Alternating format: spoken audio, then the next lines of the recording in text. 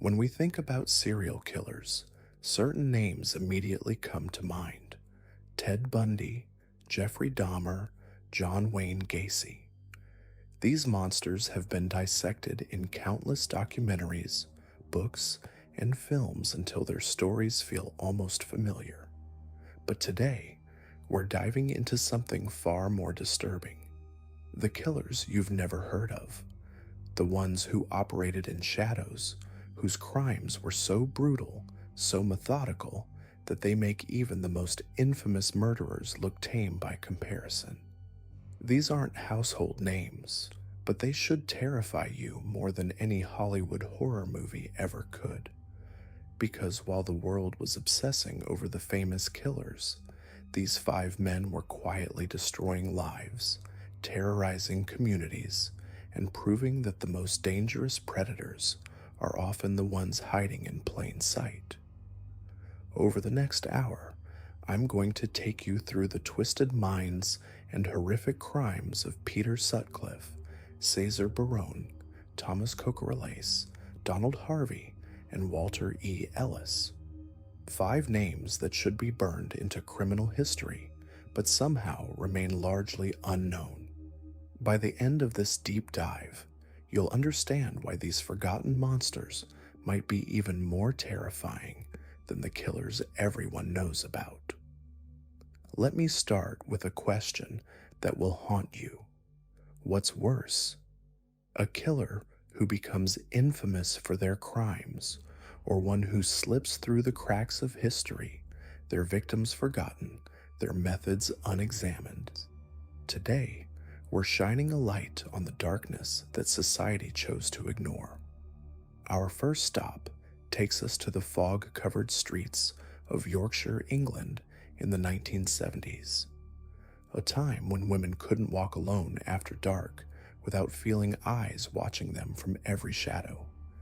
The man responsible for this terror wasn't some mythical boogeyman.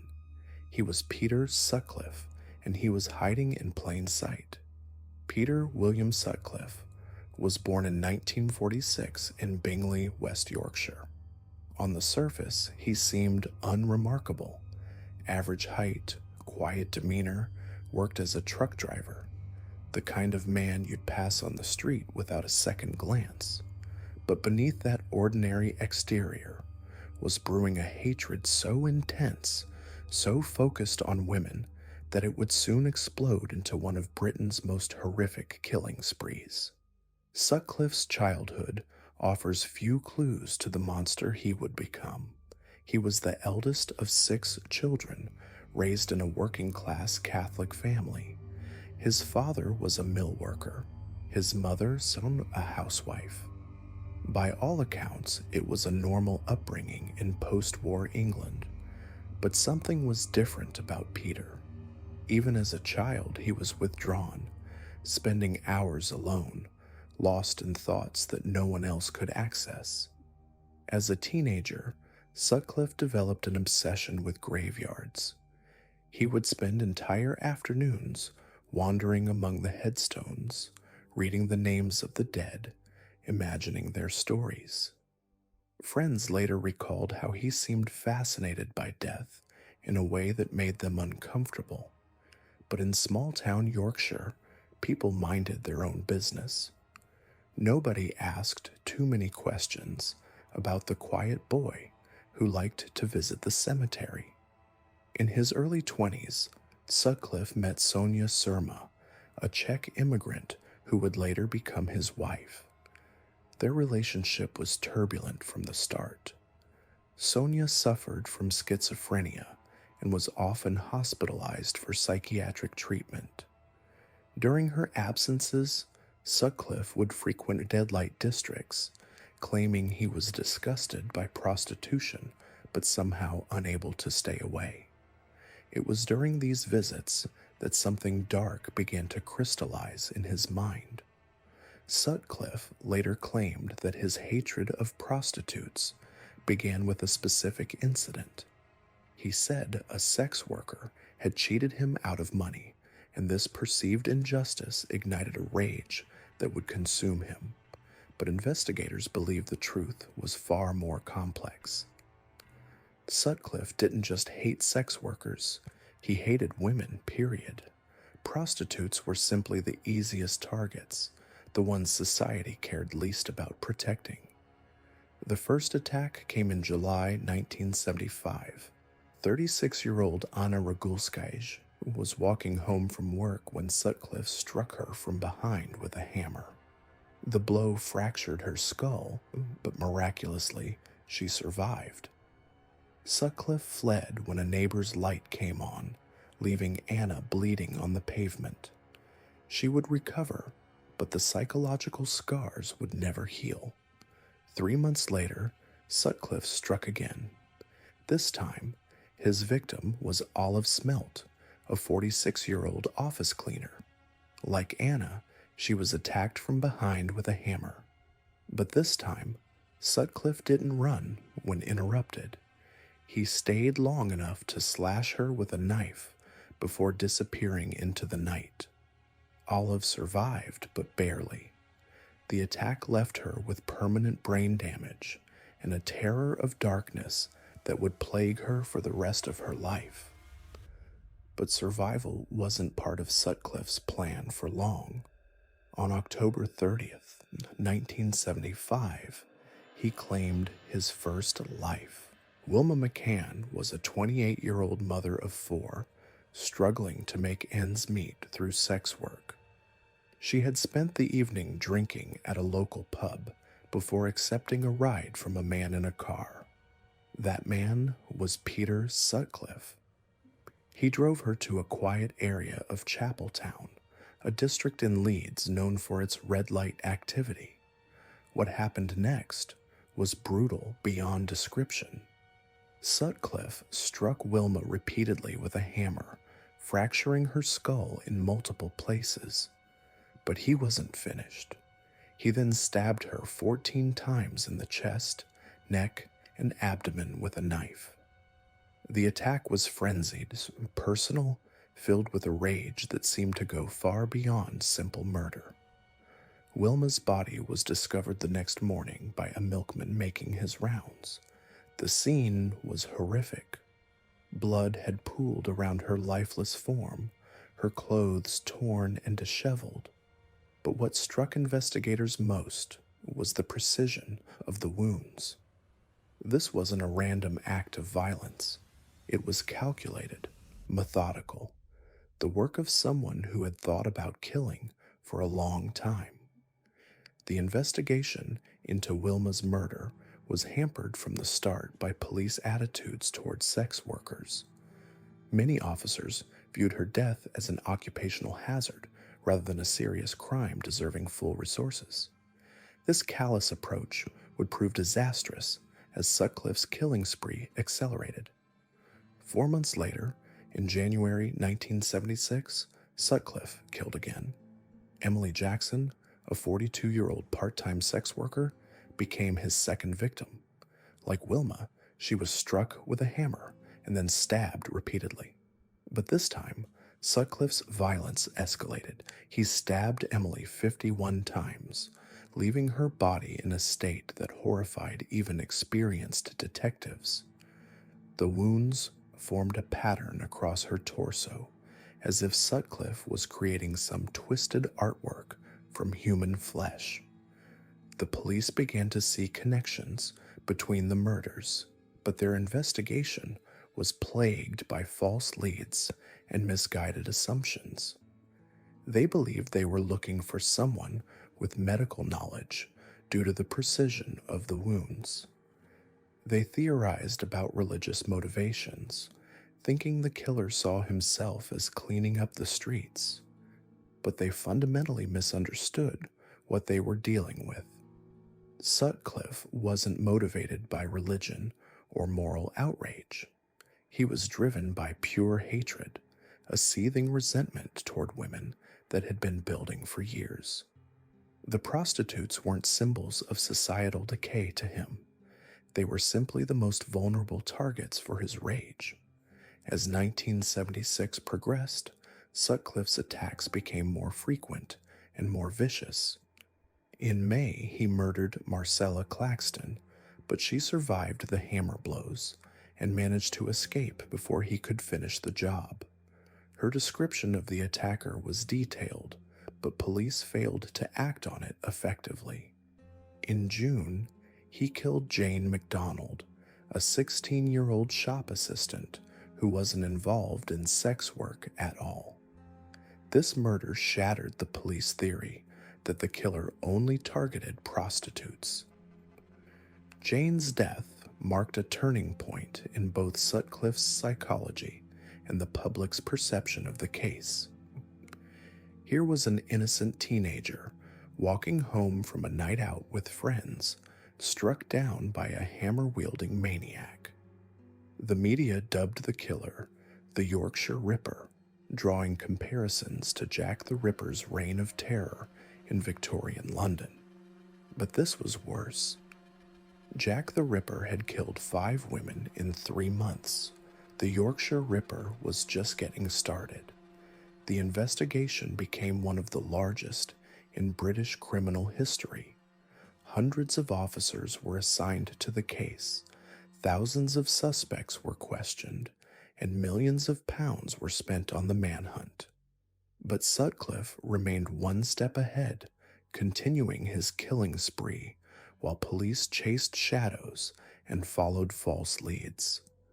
Part of the problem was the sheer ordinariness of Peter Sutcliffe.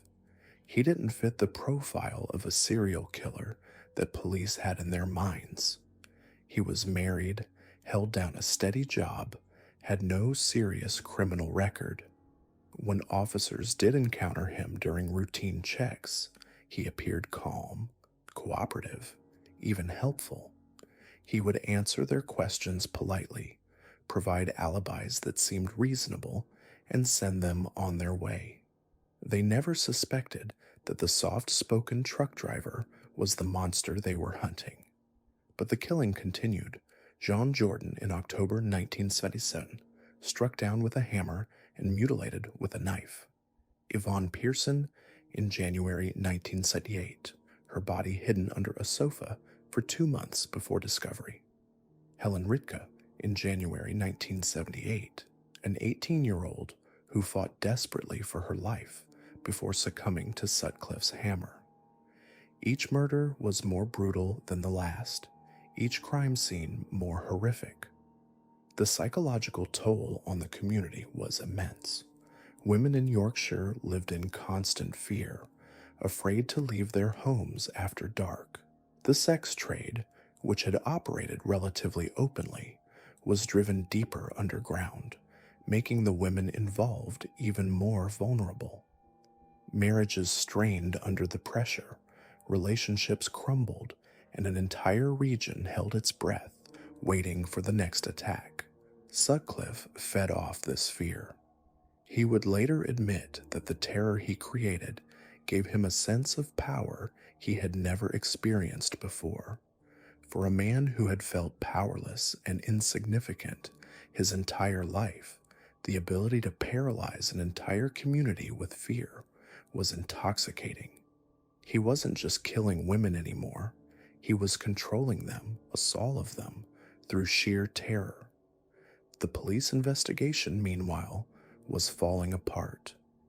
They received thousands of tips, interviewed tens of thousands of suspects, and followed countless false leads.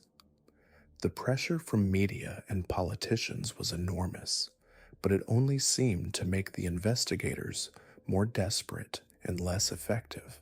They made crucial errors, dismissed important evidence, and allowed their own prejudices to cloud their judgment. One of the most damaging mistakes came in the form of a hoax.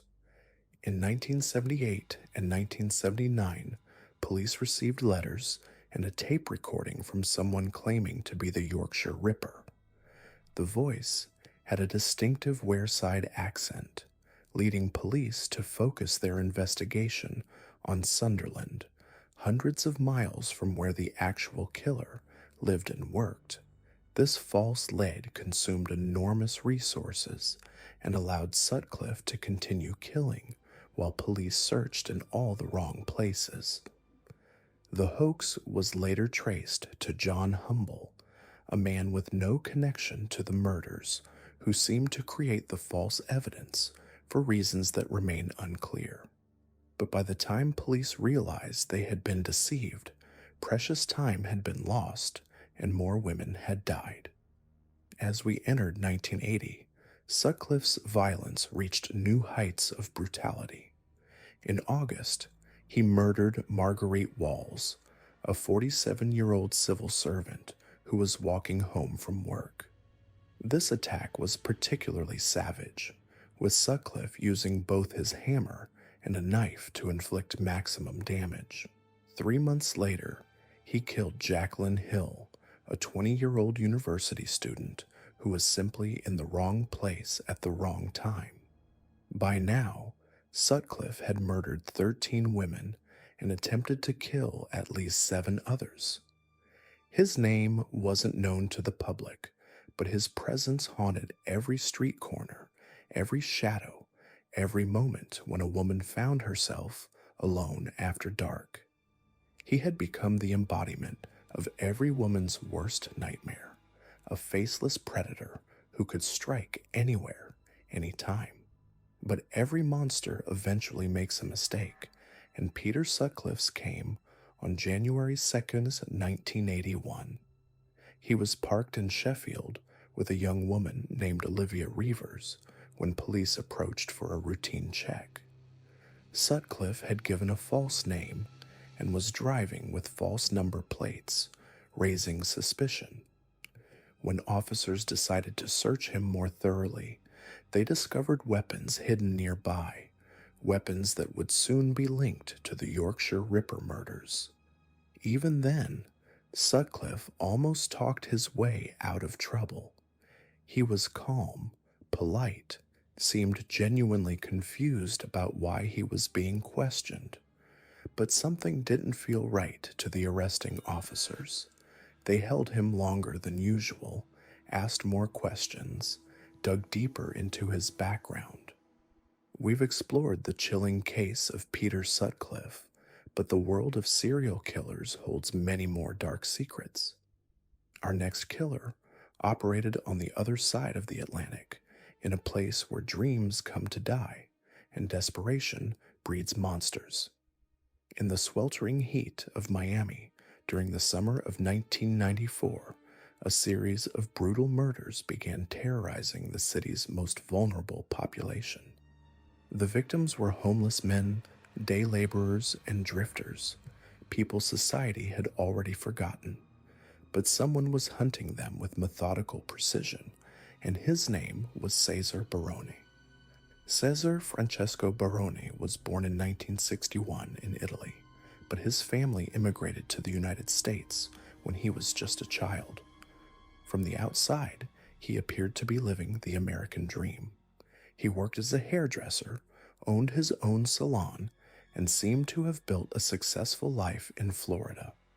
But beneath this carefully constructed facade lurked something far more sinister.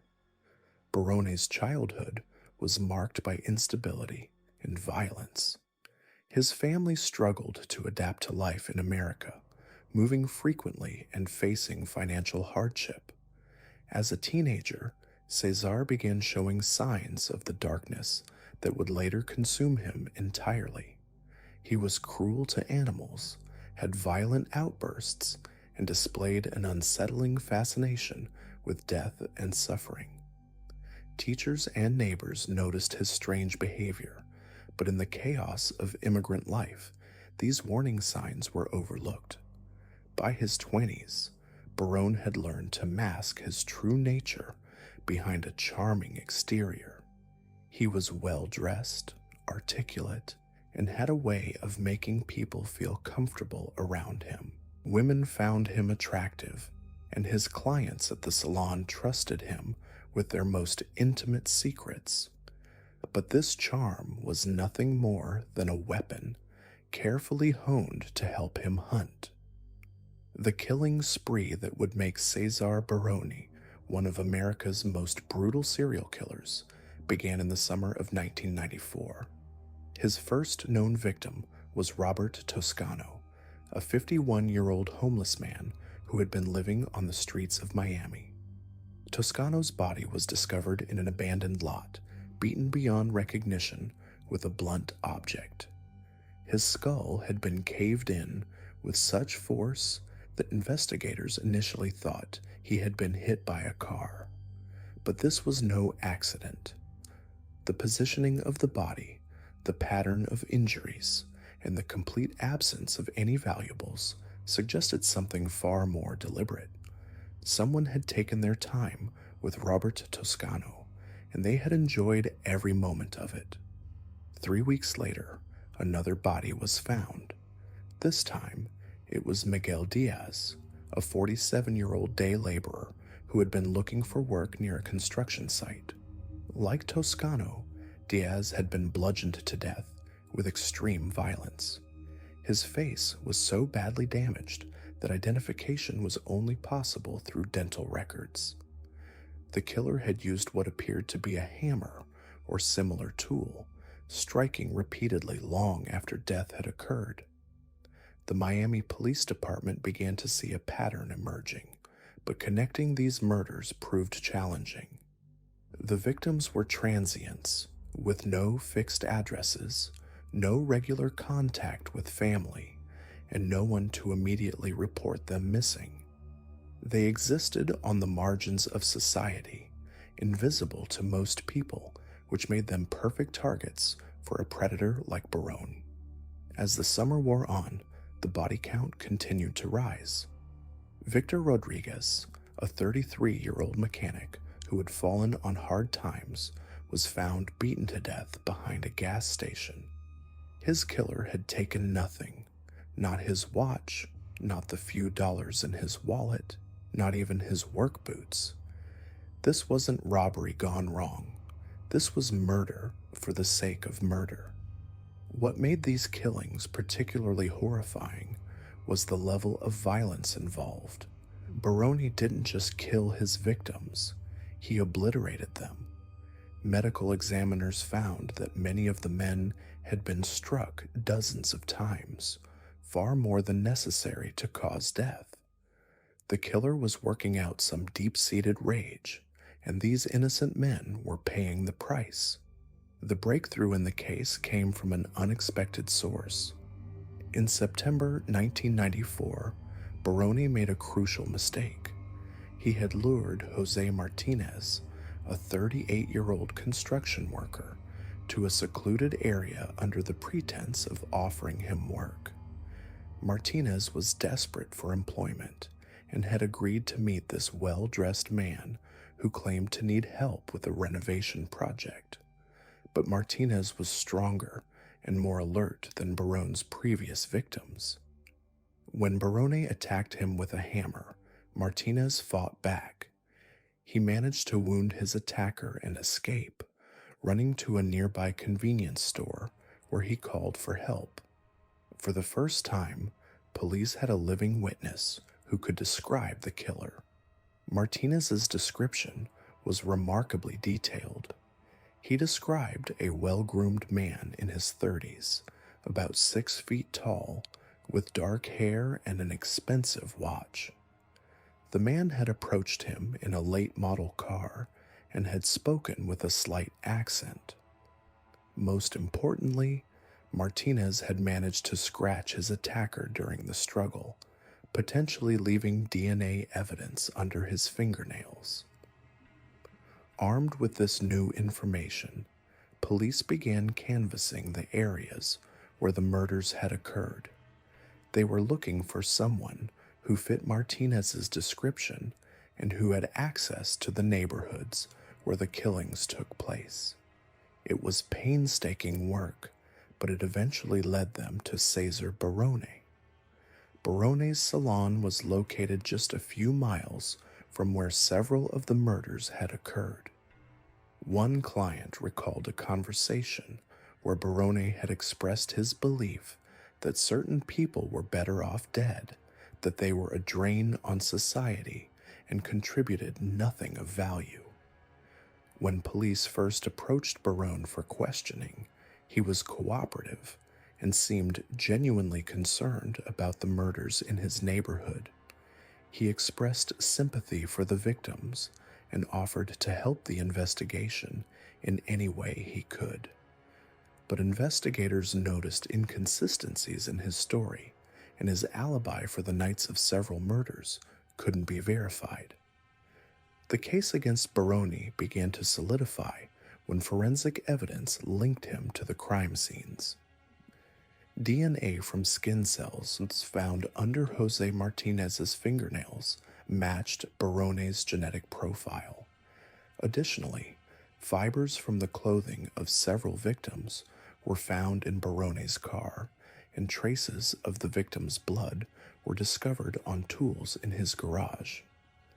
But perhaps the most damning evidence came from Baroni's own behavior. Under surveillance, police observed him cruising areas known for homeless encampments, watching potential victims with predatory intensity. He would park his car and walk among the homeless, engaging them in conversation and appearing to assess their vulnerability. On one occasion, officers watched as Baroni approached an elderly homeless man and offered him food and money. The man was clearly desperate and agreed to go with Barone to what he claimed was a shelter that could provide more help. Police intervened before anything could happen, but it was clear they had witnessed a killer in the act of selecting his next victim. When Baroni was finally arrested in October 1994, he initially maintained his innocence. He claimed that any evidence linking him to the victims could be explained by his volunteer work with homeless charities, something that investigation quickly revealed to be false. He had never volunteered with any legitimate organization, and his supposed charitable activities were nothing more than hunting expeditions. Under intense questioning, Baroni's carefully constructed mask began to slip. He started making statements that revealed his true feelings about his victims. He referred to them as worthless and better off dead, claiming that he had actually done society a favor by eliminating them. He showed no remorse for the pain he had caused, only anger that he had been caught. The full extent of Barone's crimes became apparent during his confession. He admitted to killing at least 9 men, though investigators suspected the true number was higher. He described the murders in chilling detail, explaining how he would approach his victims with offers of work or food, then lure them to isolated locations where he could attack them without witnesses. Barone's method was always the same. He would engage his victims in friendly conversation, gaining their trust before producing a hammer or similar weapon from his car. The attacks were swift and brutal, with Barone continuing to strike long after his victims were dead. He claimed that the act of killing gave him a sense of power and control that he couldn't find anywhere else in his life. What made Barone's crimes particularly disturbing was his complete lack of empathy for his victims.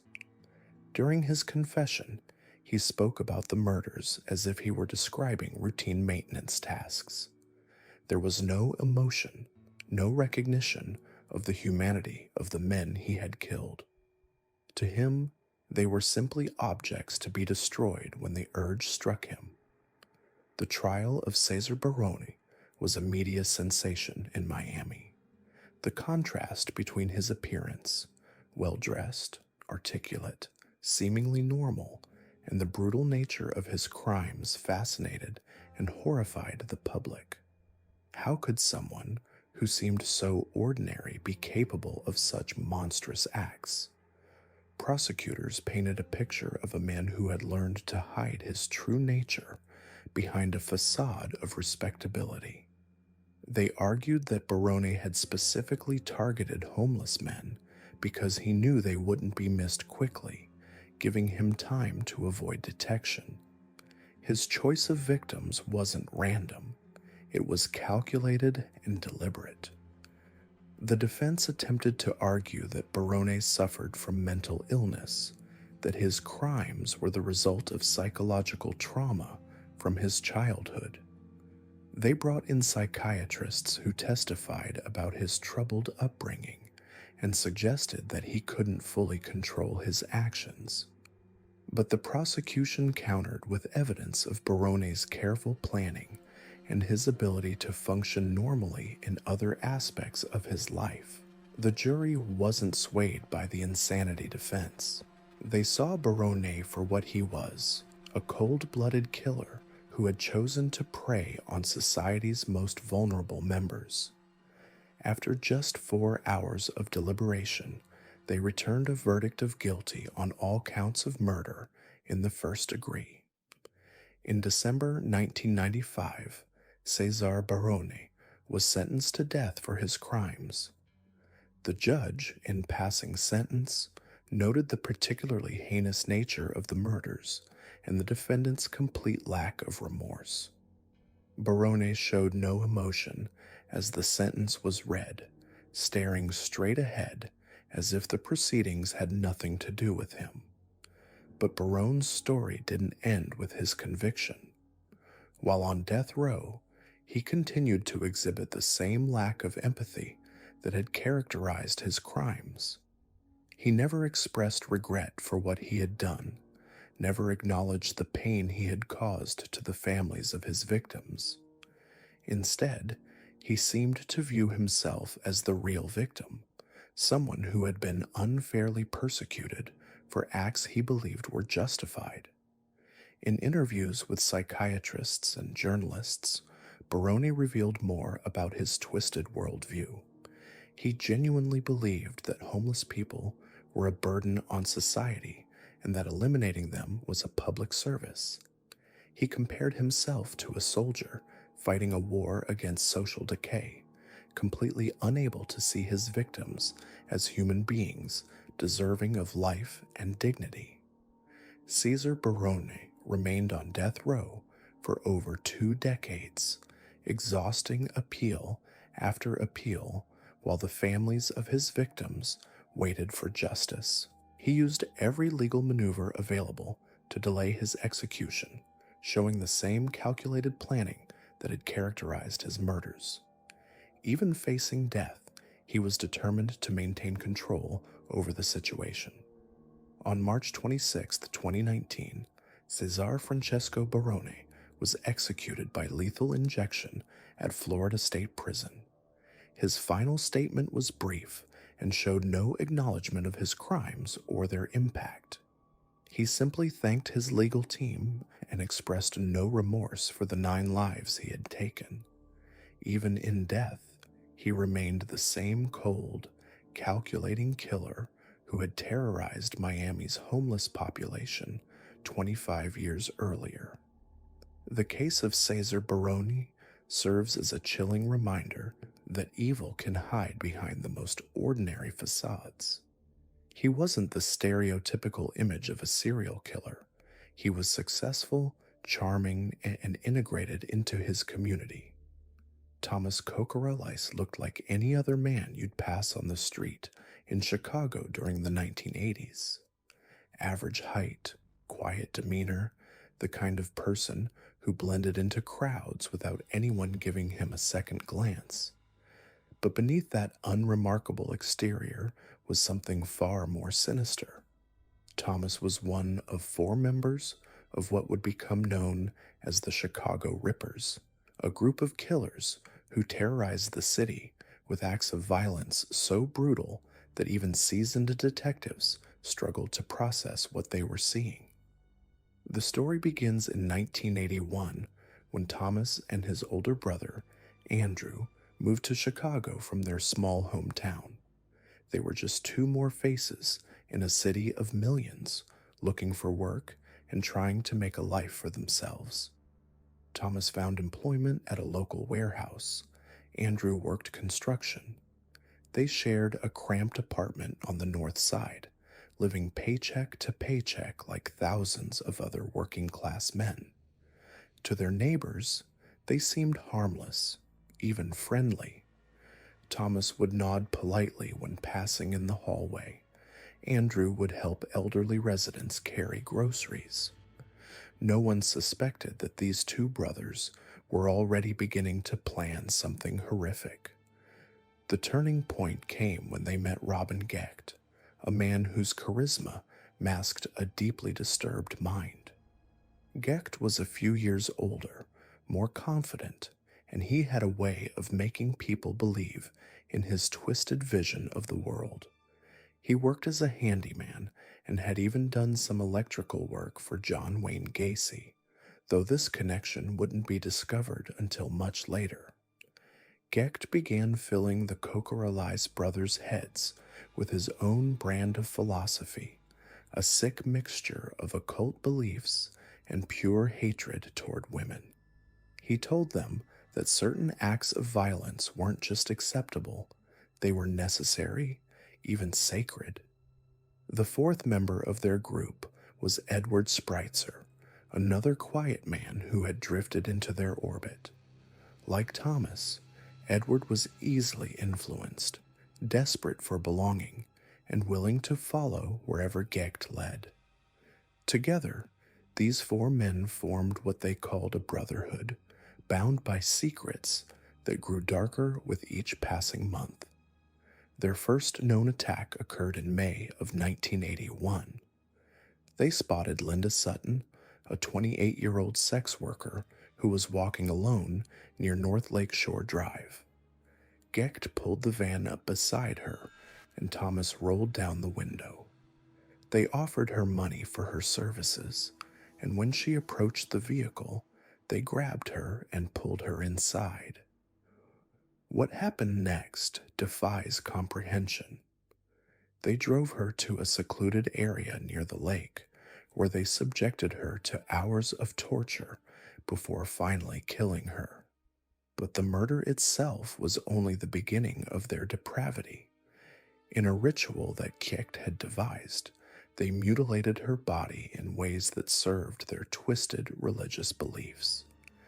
They removed parts of her as trophies, keeping them as proof of what they had done. The remains they left behind were discovered days later by a jogger, and the crime scene was so disturbing that several officers had to be excused from the investigation. The Chicago Police Department had seen plenty of violence, but this was different.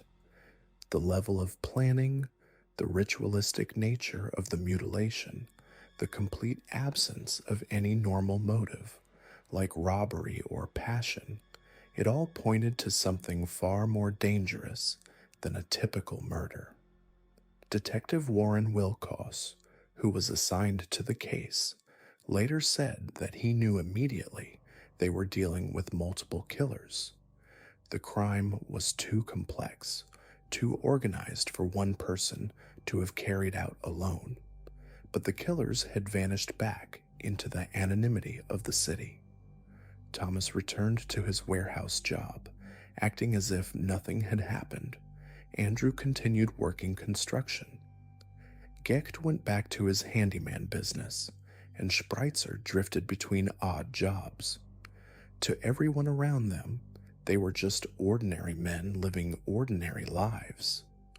Only they knew about the box hidden in Gecht's apartment, containing the grotesque souvenirs of their crime.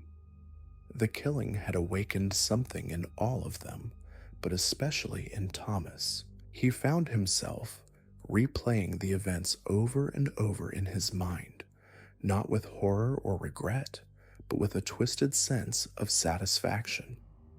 He had discovered that he enjoyed having absolute power over another human being, that the act of taking a life gave him a rush unlike anything he had ever experienced.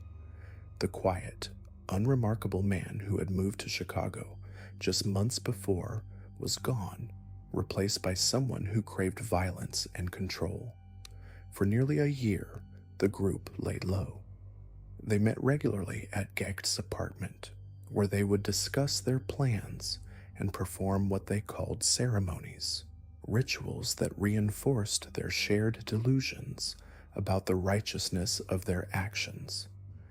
Gecht had convinced them that they were chosen for a special purpose, that their victims were not really human, but demons in disguise that needed to be eliminated. It was a fantasy that allowed them to justify the unjustifiable, to transform their sick desires into something they could see as noble. In 1982, they struck again. This time, their victim was Lorraine Borowski, a 21-year-old real estate agent who had the misfortune of being in the wrong place at the wrong time. She was abducted from a shopping mall parking lot in broad daylight, pulled into their van as she walked to her car after work. Witnesses saw the abduction, but were too far away to get a clear description of the perpetrators or their vehicle.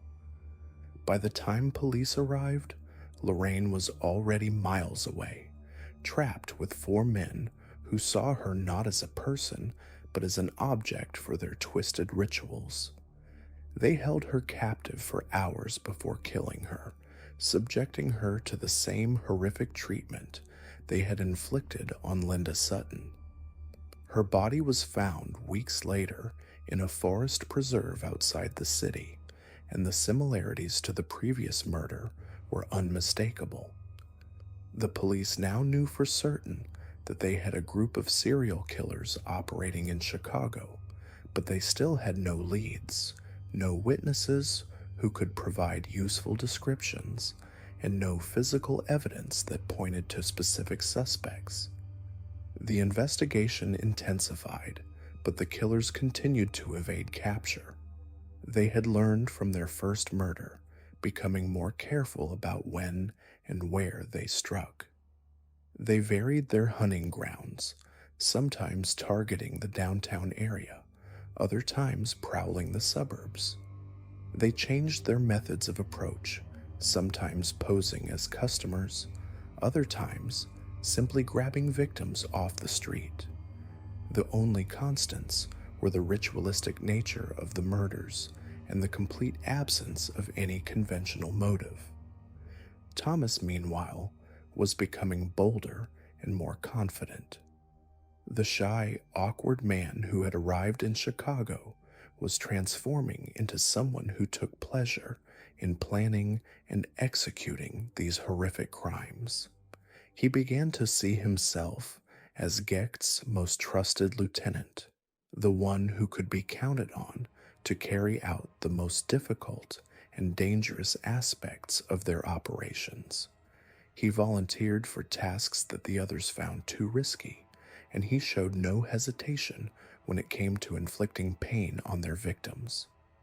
The third known murder occurred in August of 1982. The victim was Shui Mak, a 30-year-old woman who worked as a seamstress in Chinatown. She was walking home from work when the van pulled up beside her. This time, there were witnesses who got a partial license plate number, but it still wasn't enough to identify the killers. Shui Mak's murder followed the same pattern as the previous 2, but there were signs that the killers were becoming more brazen, more willing to take risks. As the body count rose, so did the pressure on the Chicago Police Department. The media had begun calling the unknown perpetrators the Chicago Rippers, a name that captured the public's attention and heightened fears throughout the city. Women began changing their routines, avoiding certain areas, traveling in groups whenever possible. The city that had once felt relatively safe now seemed to harbor monsters who could strike anywhere, anytime. But the killer's luck was about to run out. In October of 1982, they attempted to abduct Beverly Washington, a 20-year-old woman who was walking to her car after leaving a friend's house. They grabbed her and pulled her into their van, but this time something went wrong. Beverly fought back harder than their previous victims, and in the struggle, she managed to catch a glimpse of one of her attackers' faces. More importantly, she noticed a distinctive scar on Thomas Cocorales' hand, a mark from an old workplace accident that would prove to be crucial evidence. The attack on Beverly, Washington was interrupted when a police patrol car happened to drive by the area. The officers didn't see the struggle, but their presence spooked the killers enough that they released Beverly and fled. She was badly injured but alive, and she was able to provide police with descriptions of her attackers that were far more detailed than anything they had received before. The investigation that followed was painstaking and methodical. Detective Vilkos and his team began canvassing the areas where the attacks had occurred, looking for anyone who might have seen the van or its occupants. They interviewed hundreds of potential witnesses, followed up on dozens of tips, and slowly began to piece together a profile of the killers. The breakthrough came when they traced the partial license plate number from the Schweimach murder to a van registered to Robin Gecht. When they ran Gecht's name through their database, they discovered his connection to John Wayne Gacy, which immediately raised red flags. They began surveillance of Gecht and soon identified his associates, including Thomas and Andrew Cocorales and Edward Spreitzer. The arrest came in November of 1982. Police moved simultaneously on all four men, catching them before they could coordinate their stories or dispose of evidence. Thomas was arrested at the warehouse where he worked, pulled off the loading dock in front of his co-workers, who couldn't believe that the quiet man they knew was capable of such horrible crimes. The evidence against them was overwhelming. Beverly, Washington identified Thomas from a lineup, pointing out the distinctive scar on his hand that she had noticed during her attack. Searches of their homes and Gecht's van revealed physical evidence linking them to the murders, including personal items belonging to the victims and tools used in the killings. But perhaps the most damning evidence came from Edward Spreitzer, who broke under questioning and confessed to his role in the crimes. His confession provided investigators with details about the murders that only someone who had been present could have known. He described the planning that went into each attack, the methods they used to subdue their victims, and the ritualistic aspects of the killings that had so puzzled investigators. Thomas initially tried to maintain his innocence, claiming that he had been with his brother during the times when the murders occurred. But as the evidence mounted against him, his story began to fall apart. When confronted with Spreitzer's confession and Beverly Washington's identification, he finally admitted his involvement in the crimes. The details that emerged during the investigation and subsequent trials were horrifying. The four men hadn't just killed their victims, they had subjected them to prolonged torture as part of their twisted rituals. They had kept trophies from each murder, treating the deaths not as tragic losses of human life, but as achievements to be celebrated. Gecht had convinced the others that they were part of something sacred, a chosen group carrying out divine justice against women he deemed unworthy of life. Thomas Cocorales was tried and convicted of murder in 1984. The prosecution painted him as a willing participant in the killings, someone who had embraced the group's twisted ideology and actively participated in planning and carrying out the murders. The defense tried to portray him as a follower who had been manipulated by the more dominant Robin Gecht, but the evidence showed that Thomas had been an enthusiastic participant in the violence. He was sentenced to life in prison without the possibility of parole. Andrew Coquerelice received the death penalty and was executed in 1999. Edward Spreitzer was also sentenced to death, but had his sentence commuted to life in prison. Robin Gecht, the alleged leader of the group, was convicted on lesser charges and sentenced to 120 years in prison. The case of the Chicago Rippers shocked the city and the nation.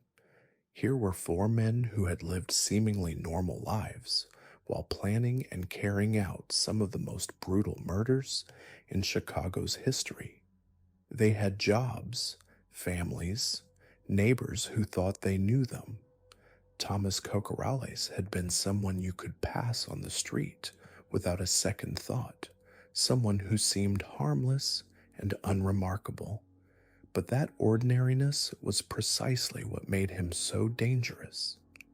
He was able to hide in plain sight, to maintain the facade of a normal life while participating in acts of unspeakable cruelty.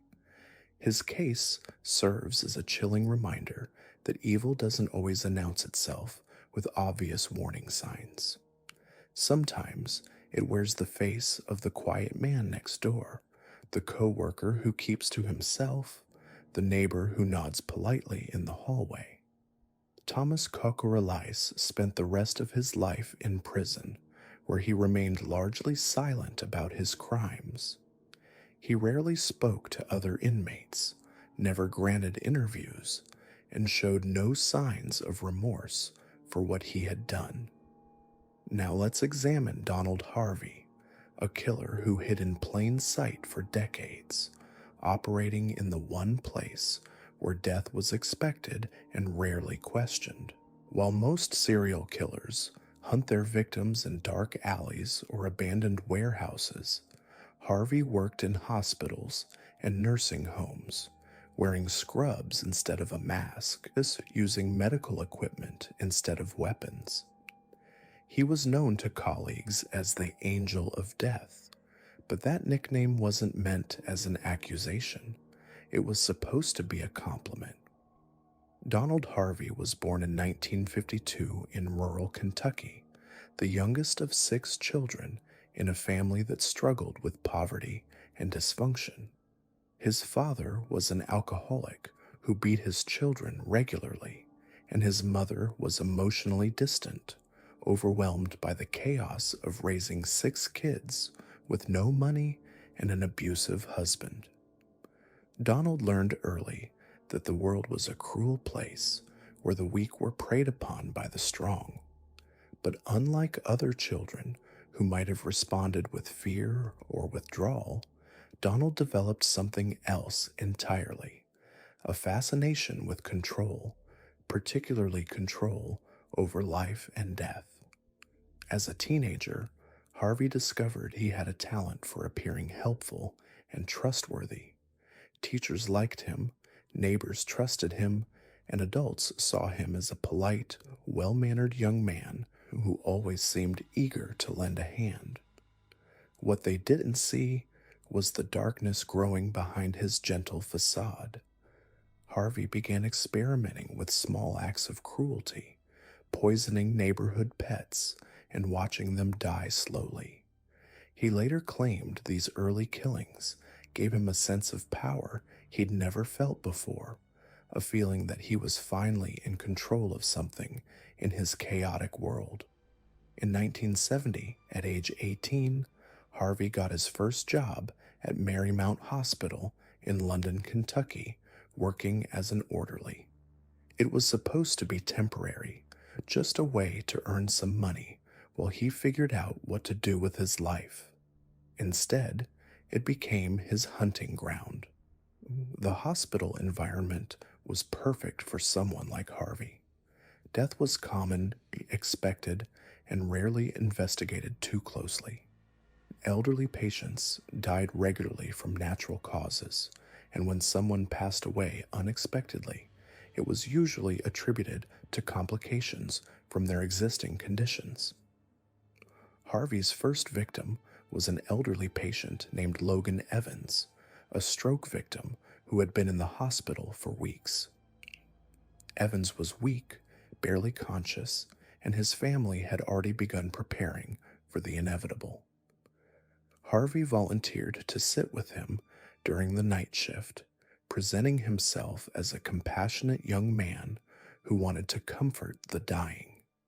Instead, he suffocated Evans with a pillow, holding it over the old man's face until he stopped breathing. When the nurses found Evans dead the next morning, they thanked Harvey for being with him in his final moments. No one suspected anything. That first kill awakened something monstrous in Harvey. He later described the feeling as intoxicating, the ultimate expression of power over another human being. But what made Harvey different from other serial killers was his patience and his method. He didn't kill in fits of rage or passion. He killed methodically, carefully, always making sure his murders looked like natural deaths.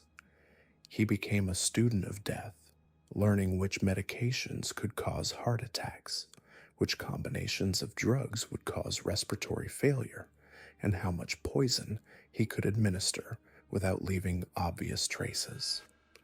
Over the next few years, Harvey perfected his technique. He used insulin to induce diabetic comas in non-diabetic patients, injected air into IV lines to cause fatal embolisms, and administered lethal doses of morphine and other medications. He also began using household poisons like rat poison and cleaning supplies, mixing them into patients' food or injecting them directly into IV bags. Each method was chosen specifically to mimic natural causes of death, and Harvey was careful to space out his killings so that no pattern would be noticed. What made Harvey's crimes even more disturbing was how he chose his victims. Unlike killers who target strangers or select victims based on opportunity, Harvey often killed patients he had grown close to, people who trusted him and looked forward to his visits. He would spend time talking with them, learning about their families and their fears, gaining their trust and affection. Then, when the moment was right, he would kill them, often while holding their hand or speaking softly to them as they died. Harvey's colleagues began to notice that patients seemed to die more frequently during his shifts, but rather than raising suspicions, this actually enhanced his reputation. He became known as someone who was particularly good with dying patients, a compassionate caregiver who had a special gift for comforting people in their final moments. Doctors and nurses would specifically request that Harvey be assigned to their most difficult cases, patients who were suffering or afraid. They had no idea they were essentially signing death warrants. In 1975, Harvey left Marymount Hospital and moved to Cincinnati, where he got a job at the University of Cincinnati Medical Center. The change of scenery didn't change his behavior. If anything, the larger hospital gave him more opportunities and more potential victims. He continued killing, refining his methods, and expanding his knowledge of poisons and medications. He also began keeping detailed records of his crimes, writing in a personal journal about each victim, how they died, and how he felt about killing them. Harvey's journal entries reveal a deeply disturbed individual who saw his victims not as human beings, but as objects for his entertainment. He wrote about experimenting with different poisons to see how they would affect different types of patients. He described the satisfaction he felt when families thanked him for being kind to their loved ones in their final moments, knowing that he was actually the one who had killed them. Most chilling of all, he wrote about how easy it was to kill in a hospital setting, how the medical environment provided perfect cover for murder. The scope of Harvey's crimes became clear only decades later when investigators began piecing together his employment history and the suspicious death rates at the institutions where he worked. Between 1970 and 1987, Harvey worked at multiple hospitals and nursing homes across Kentucky and Ohio. At each facility, the death rate among patients increased significantly during his tenure, but the deaths were so skillfully disguised as natural causes that no one connected them to Harvey at the time.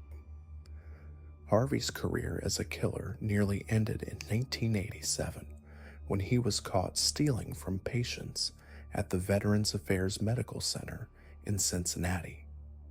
During the investigation into the theft, authorities discovered Harvey's journal and began to understand the true scope of his crimes. When confronted with the evidence, Harvey initially denied everything, but as investigators continued to build their case, he eventually confessed to killing 37 people over his 17-year career. However, investigators believed the true number of Harvey's victims was much higher. Based on statistical analysis of death rates at the facilities where he worked, some experts estimate that Harvey may have killed as many as 87 people, making him one of the most prolific serial killers in American history. The exact number will never be known because many of Harvey's victims were cremated or buried years before his crimes were discovered, making it impossible to conduct autopsies or toxicology tests. During his confession, Harvey showed no remorse for his crimes. He described his victims as people who were suffering and claimed that he was actually doing them a favor by ending their pain. He presented himself as a mercy killer, someone who was compassionate enough to end the suffering of people who were dying anyway. But investigators noted that many of Harvey's victims were not terminally ill or in significant pain. Some were recovering from surgery or minor ailments and would likely have lived for years if Harvey hadn't killed them. The Harvey case exposed serious flaws in the healthcare system's ability to detect and prevent this type of crime. Hospitals and nursing homes had no systems in place to monitor unusual death rates or to track the correlation between specific employees and patient deaths. The medical establishment's trust in its own personnel, combined with the natural expectation of death in healthcare settings, created an environment where a skilled killer could operate undetected for decades. Harvey was ultimately sentenced to life in prison without the possibility of parole.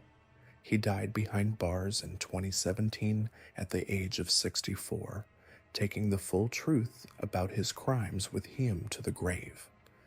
His case led to significant changes in how healthcare facilities monitor patient deaths and investigate suspicious patterns, but it also raised disturbing questions about how many other healthcare workers might be using their positions to commit murder. The Donald Harvey case represents one of the most chilling examples of how evil can hide behind a facade of compassion and professionalism. For 17 years, Harvey used his position as a trusted healthcare worker to commit murders on an unprecedented scale, all while being praised by colleagues and families for his dedication and kindness. His crimes remind us that monsters don't always lurk in dark alleys or abandoned buildings. Now we turn to our final case, a killer who operated in the shadows of a major American city for over 2 decades, targeting one of society's most vulnerable populations. Walter Ellis was the kind of predator who understood that certain victims could disappear without much fanfare, their deaths barely registering in police files or newspaper headlines. For 21 years, he moved through Milwaukee's poorest neighborhoods like a ghost, leaving behind a trail of bodies that would eventually earn him one of the most chilling monikers in criminal history: the Milwaukee North Side Strangler. Walter Ellis was born in 1960 in Milwaukee, Wisconsin. His childhood was marked by instability and neglect. His father was largely absent, and his mother struggled with addiction, leaving young Walter to fend for himself in one of the city's roughest neighborhoods. By his teens, he was already showing signs of the violence that would later define his adult life. He had multiple run-ins with law enforcement for petty crimes, but nothing that suggested the monster he would become. What made Ellis particularly dangerous was his ability to blend into his environment. He wasn't the stereotypical loner that many serial killers are portrayed as. Ellis held down jobs, maintained relationships, and even fathered children. To his neighbors and co-workers, he appeared to be just another struggling man trying to make it in a difficult world. This facade of normalcy would prove to be his greatest weapon. Ellis began his killing spree in 1986, though police wouldn't connect the dots for years. His victims were almost exclusively African American women, many of whom were sex workers or struggled with drug addiction. He chose them deliberately, knowing that their disappearances wouldn't trigger immediate massive manhunts or media attention. These were women that society had largely forgotten about, making them perfect targets for a predator who wanted to kill without consequence. His method was brutally consistent. Ellis would approach his victims on the street, often late at night when they were alone and vulnerable. He would engage them in conversation, sometimes offering money for sexual services, gaining their trust before striking.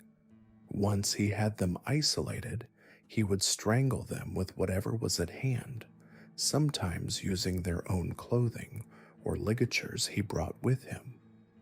The attacks were swift and methodical, suggesting a level of planning that contradicted any claims of crimes of passion.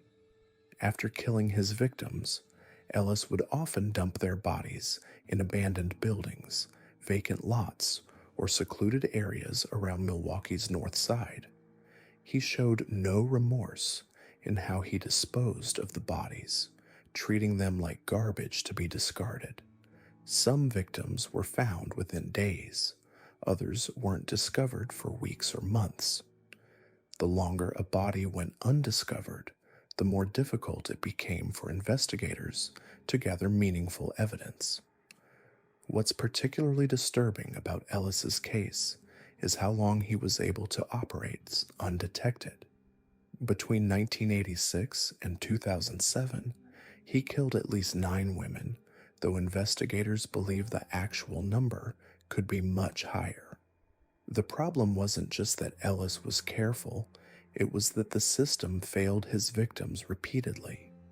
Many of the women he targeted were estranged from their families, had criminal records, or lived transient lifestyles. When they disappeared, missing person reports weren't always filed immediately, and when they were, they didn't receive the same level of attention as cases involving victims from more affluent backgrounds. The Milwaukee Police Department was also dealing with budget constraints and staffing issues during much of Ellis's active period. Detectives were overworked and under-resourced, making it difficult to properly investigate what appeared to be isolated incidents. It wasn't until advances in DNA technology and the creation of specialized cold case units that patterns began to emerge. Ellis's first confirmed victim was Deborah Harris, a 25-year-old woman who who was found strangled in an abandoned house in September 1986. Her death was initially treated as an isolated incident, possibly connected to the dangerous lifestyle associated with sex work and drug use. Investigators had few leads and even fewer resources to pursue them. Over the following years, more bodies would surface with similar circumstances. There was Sheila Ferrier in 1995, found strangled in a vacant lot. Then Joyce Malone in 1999, discovered in an abandoned building with ligature marks around her neck. Each case was worked individually, with different detectives handling different murders. The connection between them wasn't immediately obvious, especially given the years that sometimes passed between killings. Ellis was strategic in his timing as well. He didn't kill in rapid succession like some serial killers. Instead, he would go months or even years between murders, allowing the heat to die down and making it less likely that investigators would link the crimes. This patience demonstrated a level of self-control that made him even more dangerous. He wasn't killing in a frenzy. He was methodically eliminating human beings when the urge struck him. The breakthrough in the case came in 2009, more than 2 decades after Ellis's first known murder. Advances in DNA analysis allowed investigators to link genetic material found at multiple crime scenes. The Wisconsin State Crime Laboratory was able to extract usable DNA profiles from evidence that had been collected years earlier but couldn't be properly analyzed with the technology available at the time. Detective Tom Whithun of the Milwaukee Police Department's Cold Case Unit was instrumental in connecting the dots. He spent months reviewing old case files, looking for patterns and similarities that previous investigators might have missed. When the DNA results came back linking multiple crime scenes, it confirmed what Whithun had suspected. There was a serial killer operating in Milwaukee who had been active for decades. The investigation intensified as police realized they were dealing with one of the longest-running serial killing sprees in the city's history. They began reaching out to families of unsolved murder victims, re-examining evidence, and looking for any connections they might have previously overlooked. The profile that emerged was of a killer who specifically targeted vulnerable women in a defined geographic area over an extended period. Ellis might have continued killing indefinitely, if not for a seemingly unrelated arrest. In 2009, he was picked up on a probation violation stemming from a theft charge. As part of the booking process, his DNA was collected and entered into the state database. When it was run against unsolved cases, it came back as a match for multiple murder scenes. The arrest sent shockwaves through Milwaukee's law enforcement community. Here was a man who had been living among them for decades, working regular jobs, paying taxes, and appearing to be a normal member of society, all while systematically murdering women when the opportunity arose. His ability to compartmentalize his life was extraordinary and terrifying. During interrogation, Ellis initially denied any involvement in the murders. He claimed the DNA evidence was somehow contaminated, or that he had been in contact with the victims for consensual sexual encounters, but had nothing to do with their deaths. However, as investigators presented more evidence and connected him to multiple crime scenes, his story began to fall apart. What eventually emerged was a picture of a man who harbored deep resentment toward women, particularly those involved in sex work or drug use. Ellis viewed his victims as disposable, referring to them in derogatory terms during police interviews. He showed no remorse for his actions and seemed more concerned about the consequences he would face than the lives he had destroyed. The families of Ellis's victims were devastated not just by the confirmation of their loved ones' murders, but by the realization that the killer had been free for so long. Many had spent years wondering what happened to their daughters, sisters, and mothers. Some had held out hope that their loved ones were still alive somewhere. The DNA evidence not only solved cold cases, but shattered any remaining illusions about happy endings. Ellis's case also highlighted systemic issues in how law enforcement handles cases involving marginalized victims. The women he killed were often dismissed as high-risk individuals whose deaths were somehow expected or inevitable. This attitude contributed to the lack of resources dedicated to solving their murders and allowed Ellis to continue killing for decades. In 2011, Walter Ellis was convicted of multiple counts of first-degree murder. He was sentenced to life in prison without the possibility of parole. During his sentencing hearing, family members of his victims were given the opportunity to address him directly. Their statements were heart-wrenching testimonies to the lives that had been cut short and the families that had been torn apart by his actions. Ellis died in prison in 2013, just 2 years into his sentence. He never provided a full confession or helped investigators understand the complete scope of his crimes. His death meant that families of other potential victims would never get the closure of knowing exactly what happened to their loved ones or where their bodies might be located. The Milwaukee North Side Strangler case serves as a stark reminder of how society's most vulnerable members can become prey for predators who understand that certain victims won't be missed or aggressively sought after. Ellis's 21-year killing spree was enabled not just by his own cunning and patience, but by a system that didn't prioritize the lives of poor, black, often drug-addicted women in the same way it would prioritize other victims. The case also demonstrates the importance of DNA technology in solving cold cases and the value of dedicated cold case units that can look at old evidence with fresh eyes and new tools. Without these advances, Ellis might never have been caught, and his victims' families would never have gotten answers about what happened to their loved ones.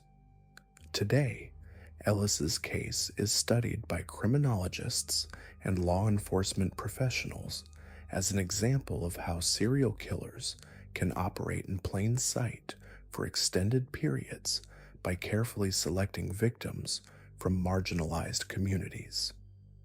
Donald Harvey walked through the hallways of Drake Memorial Hospital in Cincinnati with the quiet confidence of someone who belonged there.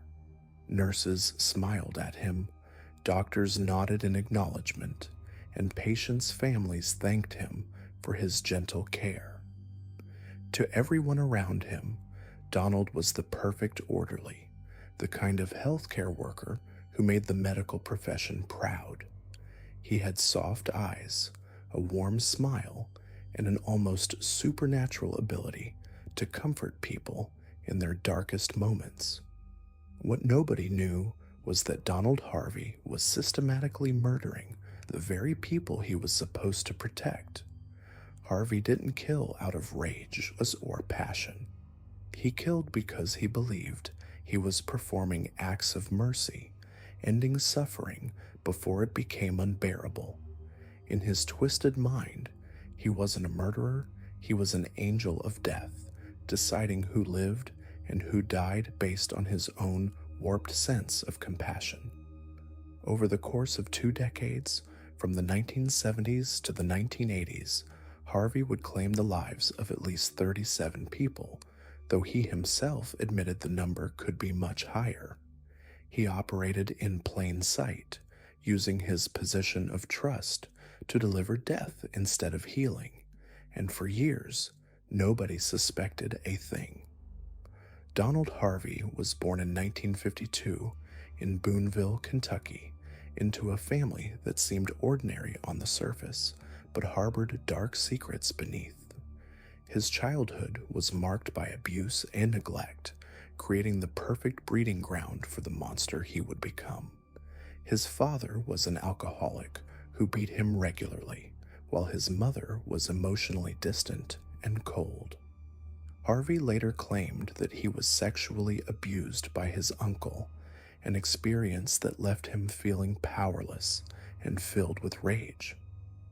As a child, he was already showing signs of disturbing behavior. He tortured animals, set fires, and displayed an unhealthy fascination with death and dying. By his teenage years, Harvey had discovered that he could exert control over life and death in ways that gave him the power he had always craved. He started small, poisoning neighbors' pets and watching them die, studying their final moments with clinical detachment. The feeling of control was intoxicating, and it planted the seeds for what would become a decades-long killing spree that would make him one of America's most prolific serial killers. In 1970, at the age of 18, Harvey got his first job in healthcare as an orderly at Marymount Hospital in London, Kentucky.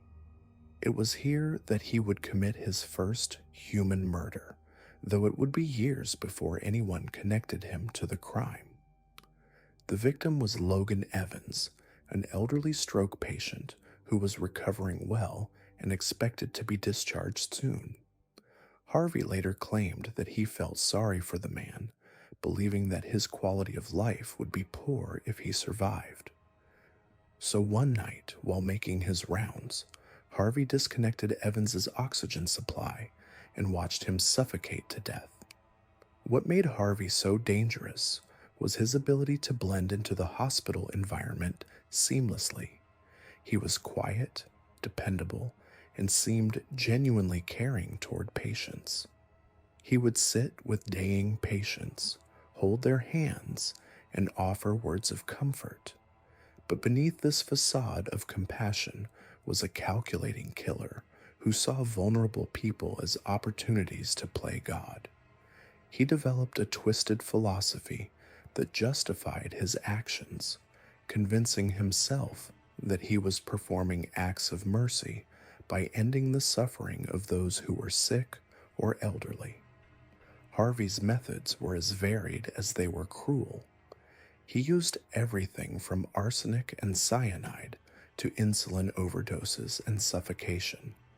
He would slip poison into patients' food or IV bags, inject air bubbles into their bloodstream, or simply disconnect their life support equipment.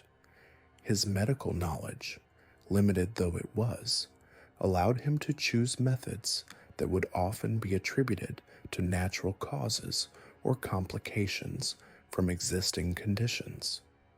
He was particularly fond of using arsenic because it was difficult to detect and its symptoms could easily be mistaken for a variety of medical conditions.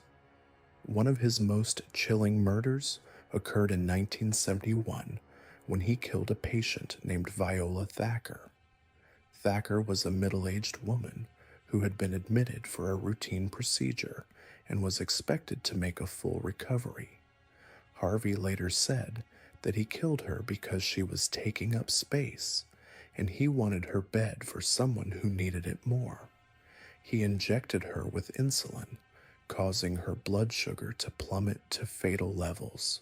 When she was found dead the next morning, doctors attributed her death to complications from diabetes, never suspecting that she had been murdered. Throughout the 1970s, Harvey moved from hospital to hospital, leaving a trail of unexplained deaths in his wake. He worked at several facilities in Kentucky and Ohio, and at each one, the death rate among patients under his care was significantly higher than average. But because Harvey was careful to choose victims who were already sick or elderly, and because he used methods that mimicked natural causes, his crimes went undetected for years. Harvey's killing spree wasn't limited to hospitals. He also worked in nursing homes and private residences, caring for elderly and disabled individuals who trusted him with their lives. In these settings, he had even more freedom to operate, as there was less oversight and fewer people around to witness his actions. He would often volunteer to work night shifts or take on extra duties, giving him more opportunities to be alone with potential victims. One of the most disturbing aspects of Harvey's crimes was the way he rationalized them to himself. He genuinely believed that he was performing a service, that he was sparing people from pain and suffering by ending their lives prematurely.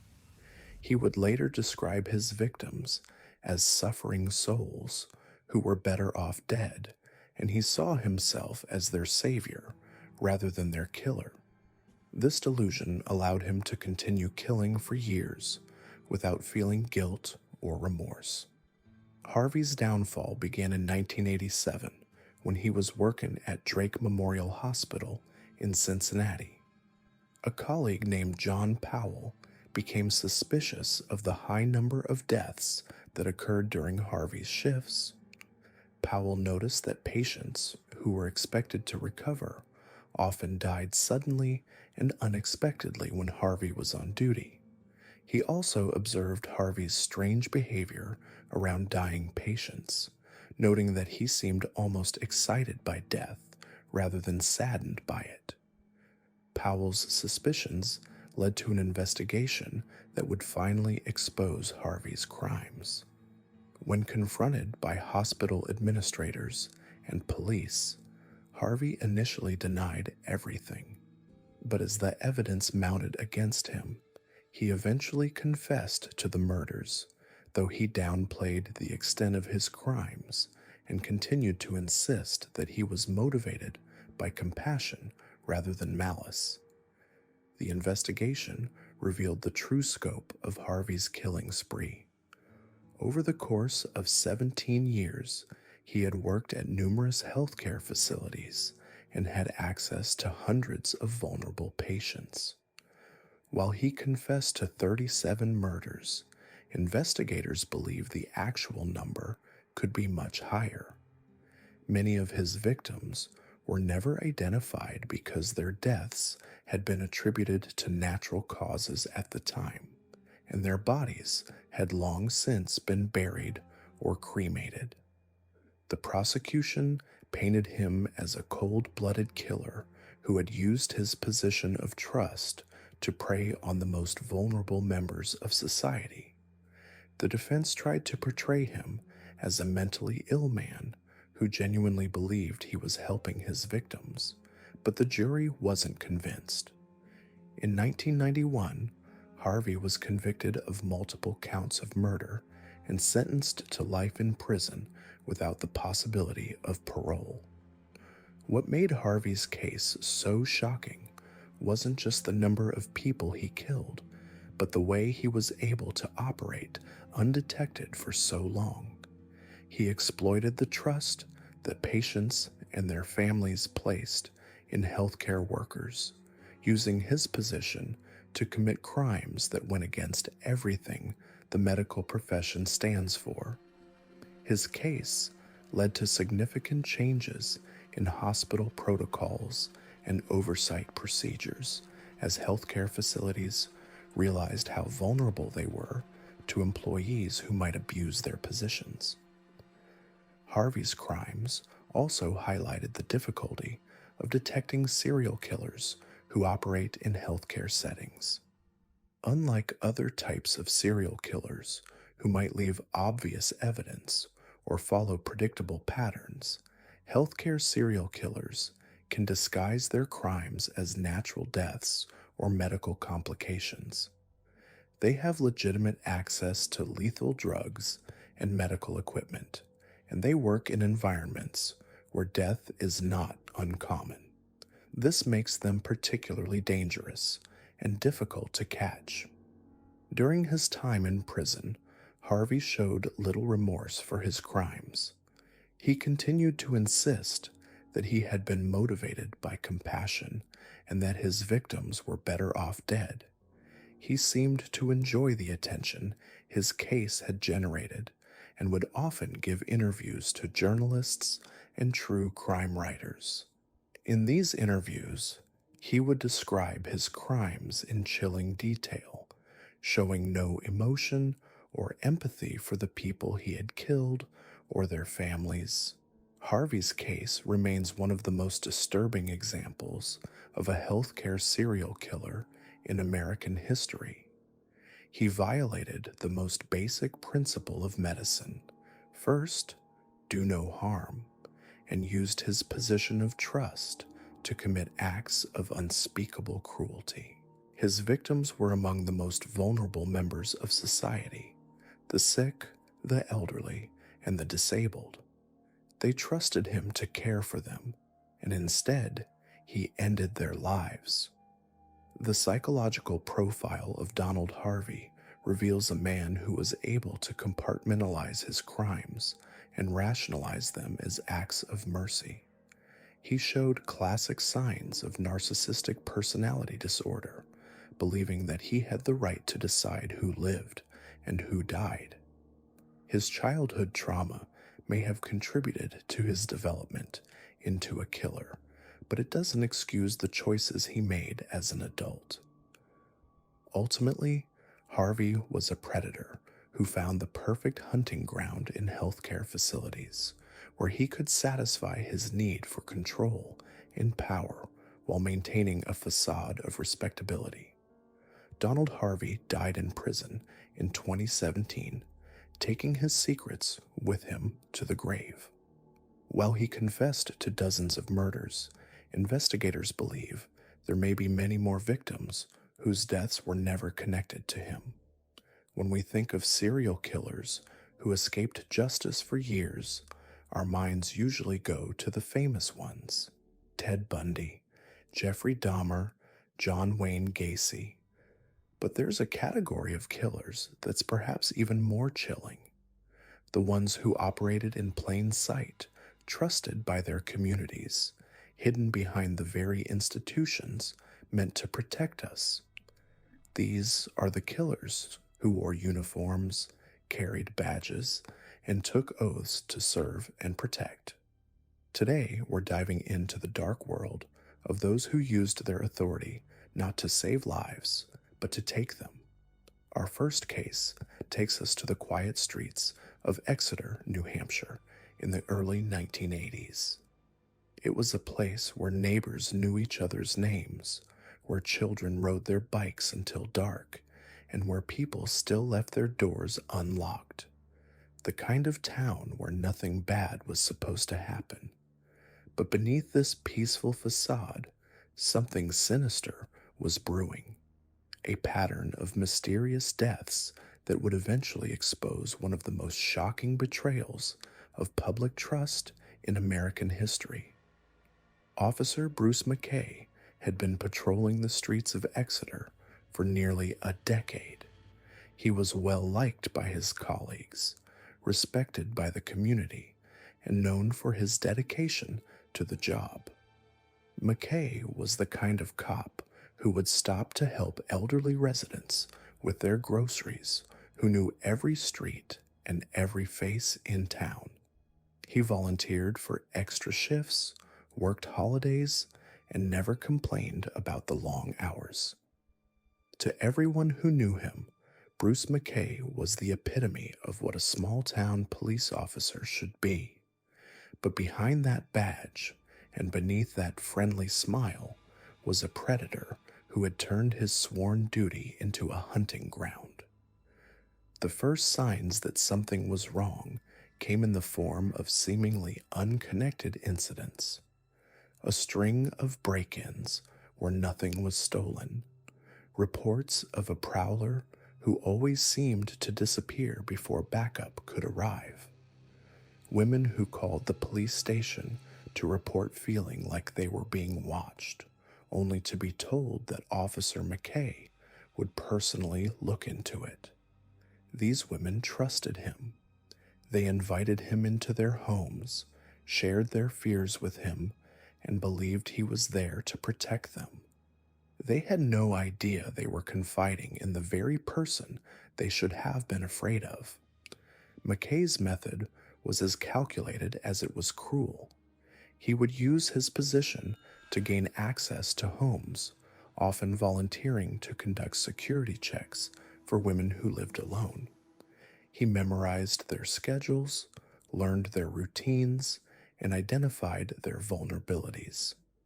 When he struck, it was always when his victims felt safest, often in their own homes, behind locked doors that meant nothing to someone who carried the authority of the law. He wore his uniform during some of his attacks, a deliberate psychological weapon that reinforced his power and his victims' helplessness. But McKay's crimes went beyond sexual assault. As his confidence grew and his sense of invincibility strengthened, his violence escalated. The same hands that had sworn to protect and serve began to take lives. His victims were chosen carefully, always vulnerable women who lived alone, who wouldn't be missed immediately, who trusted the uniform he wore. He strangled them in their own homes, staged the scenes to look like burglaries gone wrong, and then returned to work the next day as if nothing had happened. Sometimes he even volunteered to work the very crime scenes he had created, offering comfort to the families of the women he had murdered. For years, McKay operated with complete impunity. His fellow officers never suspected him.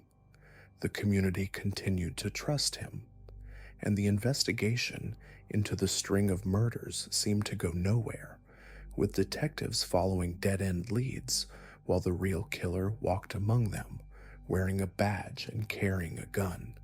It was the perfect cover, and McKay exploited it to devastating effect. He understood that people's inherent trust in law enforcement would protect him, and he was right. Who would suspect the very person they called when they were in danger?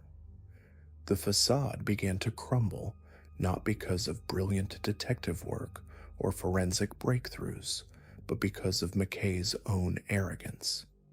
He had grown so comfortable with his double life that he became careless. A survivor came forward, a woman who had managed to escape one of his attacks and could identify him. At first, her claims were met with skepticism.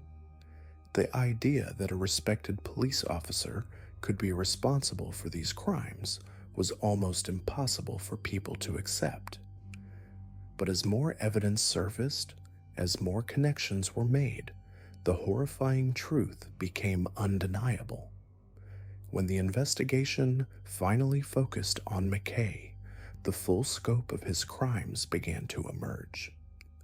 Search warrants revealed trophies taken from his victims, detailed journals documenting his attacks, and evidence linking him to murders that had remained unsolved for years. The man who had spent a decade protecting the community had actually been terrorizing it. The uniform that should have represented safety had been used as a weapon. The trust that forms the foundation of law enforcement had been shattered by the very person who was supposed to uphold it. McKay's arrest sent shockwaves through Exeter and beyond. How could this have happened? How could a killer hide in plain sight for so long? How could the system designed to catch criminals have harbored one of the worst among its own ranks? These questions haunted the community and exposed uncomfortable truths about the blind trust we place in authority figures. McKay had counted on that trust, manipulated it, and used it to destroy lives while building a reputation as a model officer.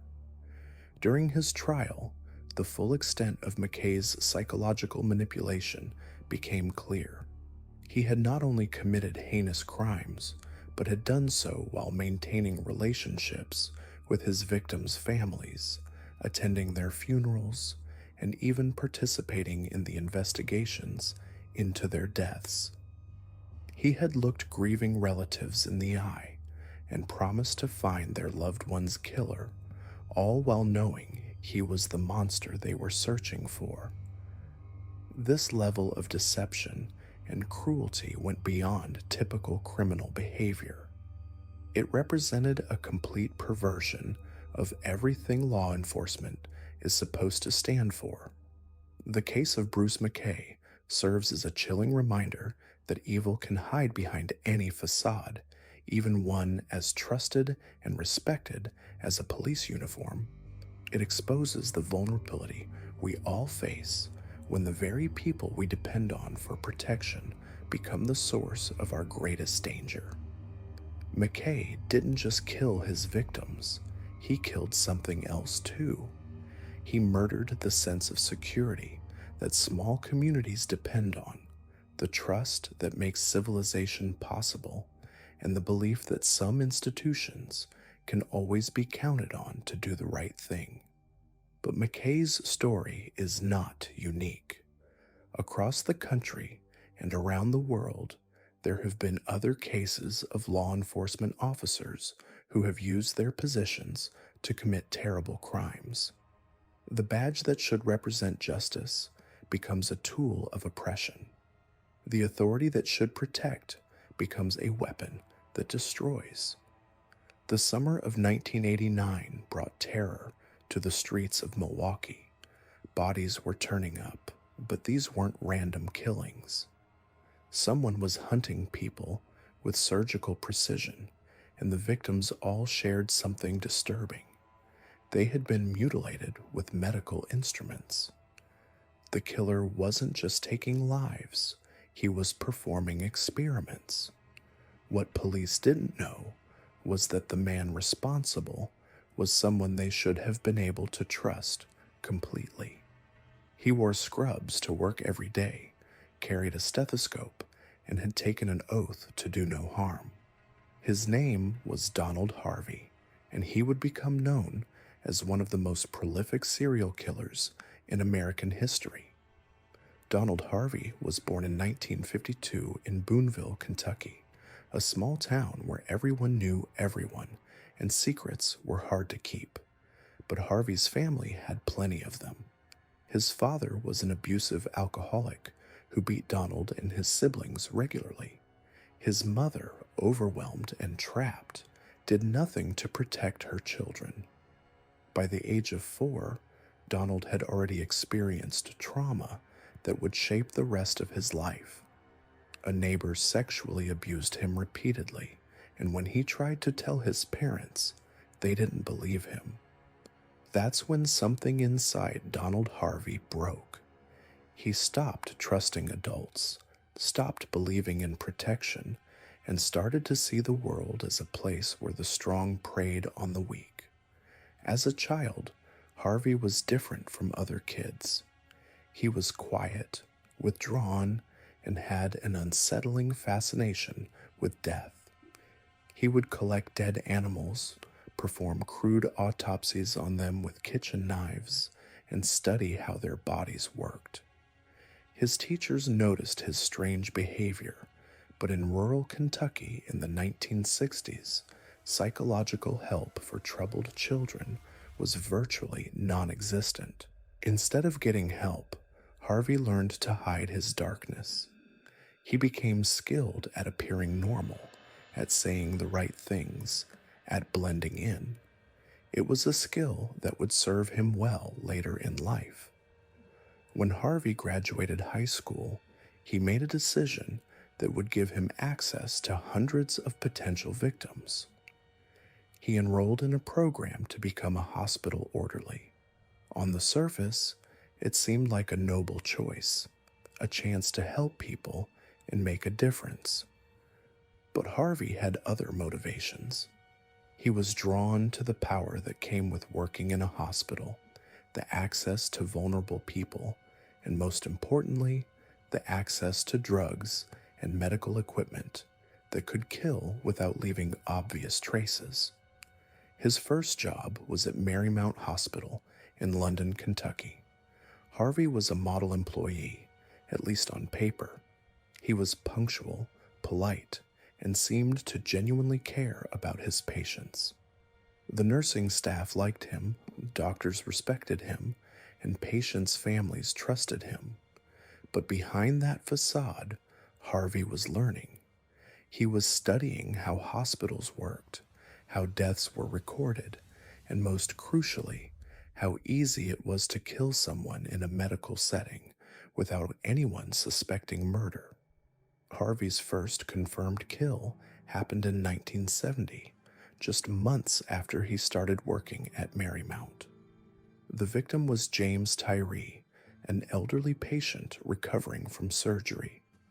Harvey had been assigned to care for Tyree during the night shift, when the hospital was quiet and supervision was minimal.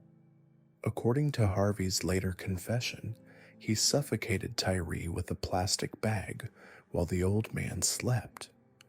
The death was recorded as natural causes, a heart attack brought on by surgical complications. No one questioned it, no one investigated. Harvey had gotten away with murder, and he realized just how easy it was. Over the next few months, more patients under Harvey's care died unexpectedly. The deaths were always attributed to natural causes, complications from their existing conditions, or simply old age. Harvey was careful to choose victims who were already sick, already expected to die eventually. He never killed healthy people, never created obvious patterns that would draw attention. He was methodical, patient, and terrifyingly intelligent about his crimes. But Harvey wasn't content with just suffocation. He began experimenting with different methods, treating each murder like a learning opportunity. He injected patients with massive doses of insulin, causing fatal blood sugar crashes that looked like diabetic complications. He used potassium chloride, which stopped hearts instantly but left no trace in routine autopsies. He mixed cleaning chemicals into IV bags, causing organ failure that appeared to be natural disease progression. Harvey had turned murder into a science, and the hospital was his laboratory. In 1971, Harvey's killing spree at Marymount was interrupted when he was drafted into the Air Force. For most people, military service might have been a chance for redemption, a structured environment that could have channeled his intelligence and discipline into positive directions. But for Harvey, it was just a temporary inconvenience. He served his time without incident, keeping his darkness hidden, and was discharged in 1972 with an honorable record. He had learned even more discipline, more patience, and more ways to blend in with normal society. When Harvey returned to civilian life, he went back to what he knew best, working in hospitals and killing patients. He bounced between several medical facilities in Kentucky and Ohio, leaving a trail of unexplained deaths wherever he went. But the deaths were spread out over time and across different institutions, so no one connected them to Harvey. He was always the caring, dedicated orderly who happened to be on duty when patients took unexpected turns for the worse. In 1975, Harvey took a job at the Veterans Administration Medical Center in Cincinnati, Ohio. This would become his primary hunting ground for the next decade. The VA hospital was perfect for Harvey's purposes. It was chronically understaffed, overworked, and filled with elderly veterans who were already sick and expected to die. Harvey could kill with impunity, knowing that his victims' deaths would be seen as natural consequences of age and illness. Harvey's methods at the VA hospital grew more sophisticated and more disturbing. He began keeping detailed mental records of his kills, remembering each victim's name, their medical condition, and exactly how he had murdered them. He developed preferences, favorite methods that gave him the most satisfaction. He particularly enjoyed using cyanide, which he stole from the hospital's laboratory. Cyanide killed quickly and painfully, and in small doses, it was nearly undetectable in autopsies. Harvey would sprinkle it in patients' food, mix it into their medications, or inject it directly into their IV lines. But Harvey's murders weren't just about killing. They were about power, control, and a twisted sense of mercy. In his deranged mind, Harvey convinced himself that he was actually helping his victims.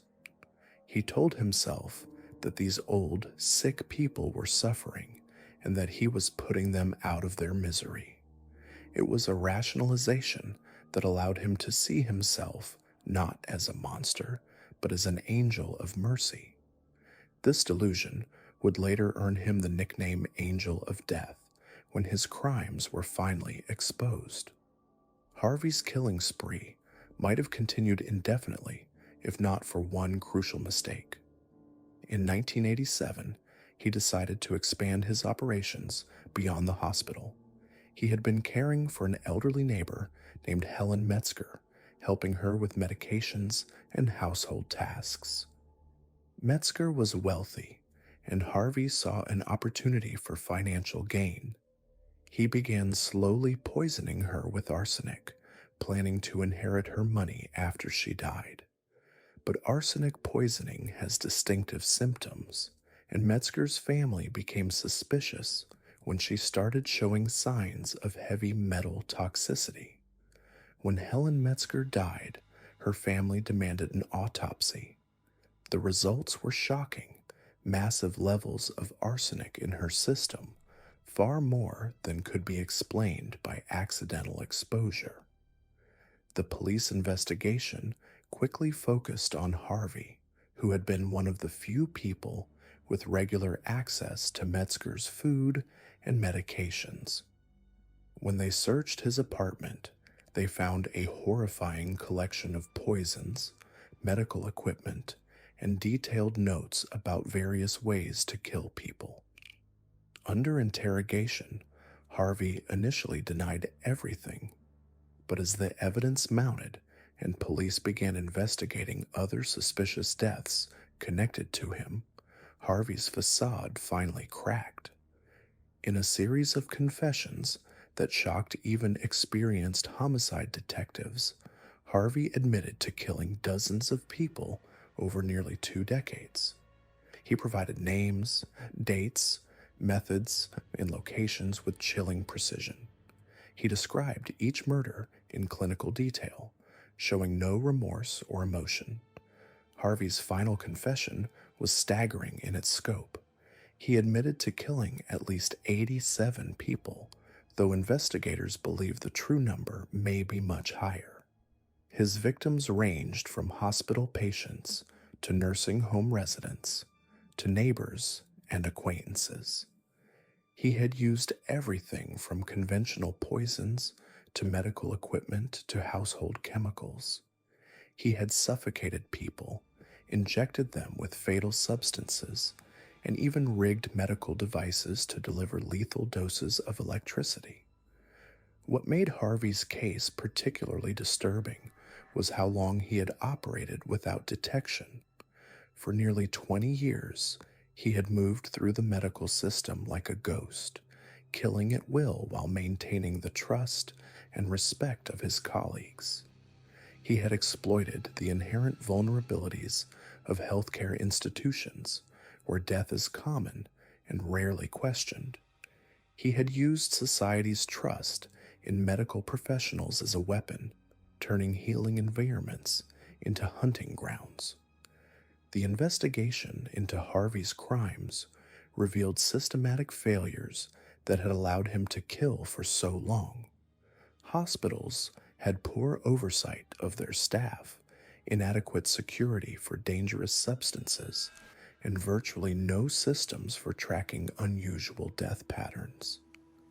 Many of the institutions where Harvey worked had noticed higher than normal mortality rates during his shifts, but they had attributed this to coincidence rather than investigating further.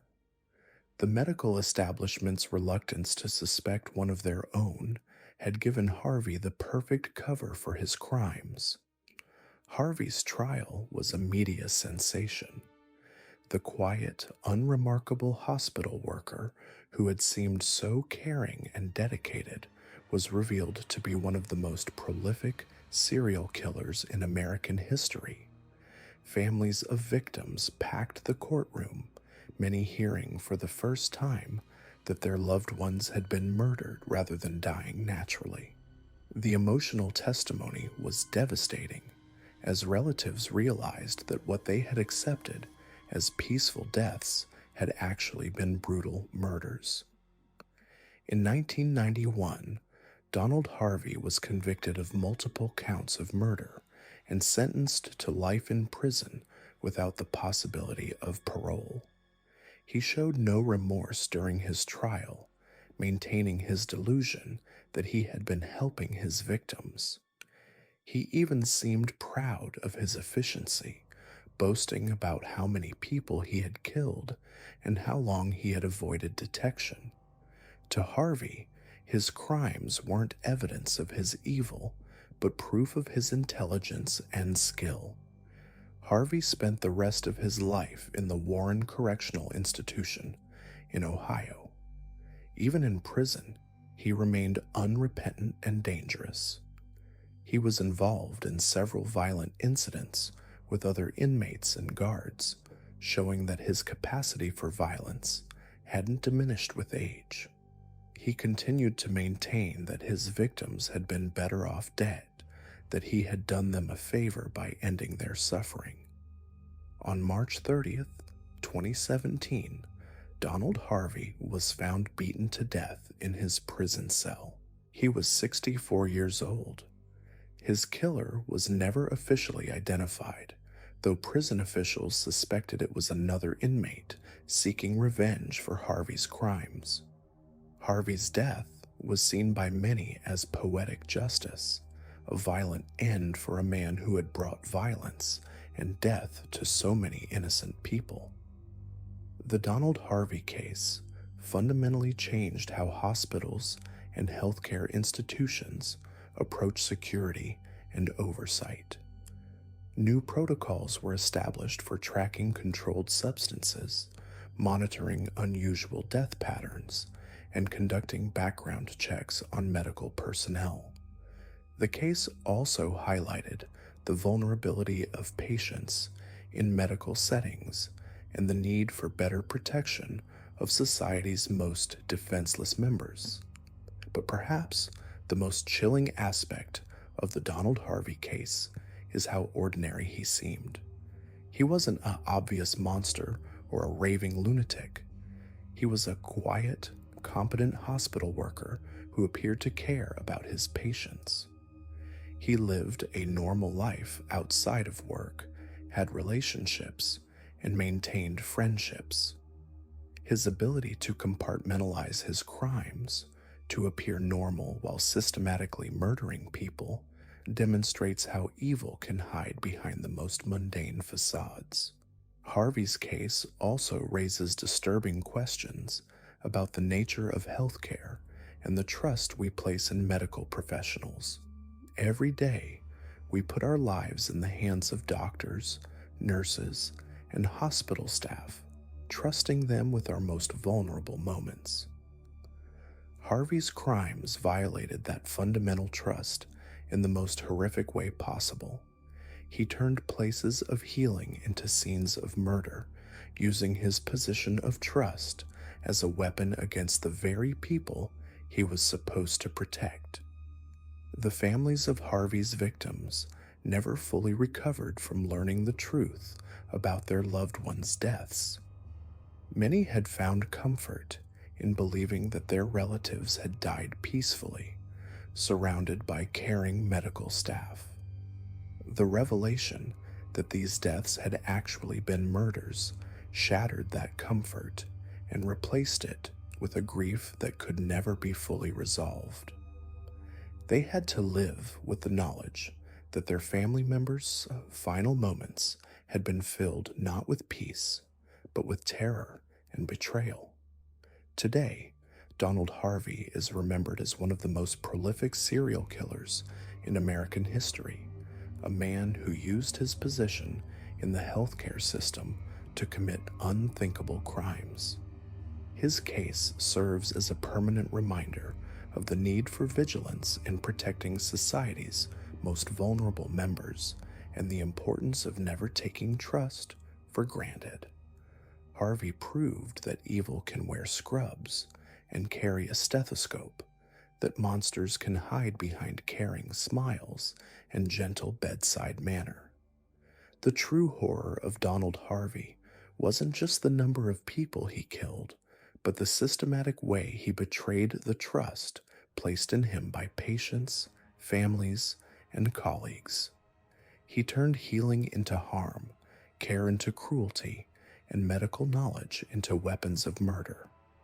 Donald Harvey's reign of terror might have ended in 1987, but his story reveals something far more disturbing than a single madman's crimes. It exposes how broken systems, misplaced trust, and willful blindness can allow evil to flourish in the very places we should feel safest. Harvey wasn't an anomaly.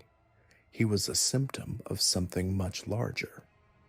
In the years following Harvey's conviction, investigations revealed that his killing spree could have been stopped much earlier. Multiple hospitals had received complaints about unusual death rates during Harvey's shifts. Families had raised concerns about their loved ones' sudden deteriorations. Colleagues had noticed Harvey's obsession with death, his inappropriate comments about patients, and his tendency to be present during medical emergencies. Yet time and again, these red flags were dismissed, buried in paperwork, or explained away. The healthcare industry's response to Harvey's crimes was telling. Rather than conducting thorough investigations into how such systematic killing could occur undetected for so long, most institutions focused on damage control. Lawsuits were settled quietly, policies were updated on paper but rarely enforced. The culture of unquestioning deference to medical authority remained largely intact. Harvey had exploited this culture expertly, using his position as a trusted caregiver to mask his predatory nature.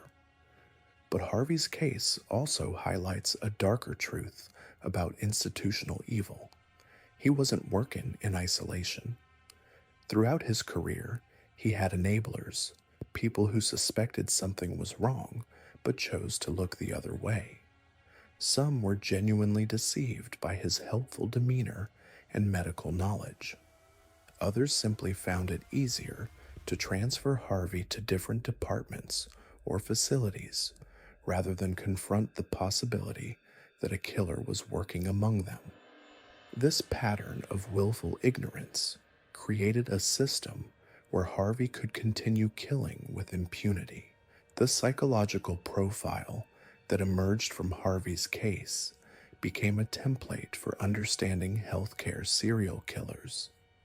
These individuals often display what experts call Munchausen syndrome by proxy, a condition where caregivers deliberately harm those in their care to gain attention, sympathy, or a sense of control. But Harvey's motivations went beyond this clinical definition. His own words reveal a more complex and disturbing psychology. During his confessions, Harvey described the rush he felt when deciding whether a patient would live or die. He spoke of feeling like God, having ultimate power over human life. But he also revealed a twisted sense of mercy, claiming that many of his victims were suffering and that he was ending their pain. This rationalization allowed him to see himself not as a murderer, but as a compassionate caregiver making difficult decisions that others were too weak to make. The most chilling aspect of Harvey's psychology was his ability to compartmentalize his crimes. He could murder a patient in the morning and then comfort that patient's grieving family in the afternoon, offering genuine seeming sympathy and support. This emotional switching wasn't an act of conscious deception, but rather a fundamental split in his personality that allowed him to function normally while committing horrific acts. Harvey's case also revealed the inadequacy of background check systems in healthcare. Despite his history of theft, drug abuse, and suspicious behavior, he was able to move freely between medical facilities. Each new employer saw only what Harvey wanted them to see: a dedicated healthcare worker with experience and good references. The lack of comprehensive information sharing between institutions created gaps that predators like Harvey could exploit. The technological limitations of the 1970s and 1980s made Harvey's crimes easier to commit and harder to detect. Medical records were kept on paper, making it difficult to track patterns across different shifts or time periods. Toxicology tests were expensive and time-consuming, so they were rarely performed unless there was clear suspicion of poisoning. Communication between hospitals was limited, preventing the kind of data analysis that might have revealed Harvey's pattern of death and destruction. But technology alone wouldn't have stopped Harvey. His crimes continued, even as medical monitoring improved, because he understood the systems he was working within. He knew which substances would be detected in routine tests and which would go unnoticed. He understood hospital protocols well enough to manipulate them.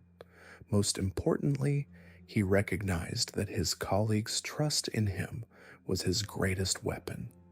The aftermath of Harvey's conviction led to significant changes in healthcare protocols.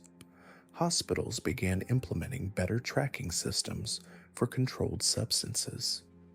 Death review committees became more common, examining unusual patterns in patient mortality. Background check procedures were strengthened, and information sharing between healthcare institutions improved. But these changes came too late for Harvey's victims and may not be enough to prevent future healthcare serial killers.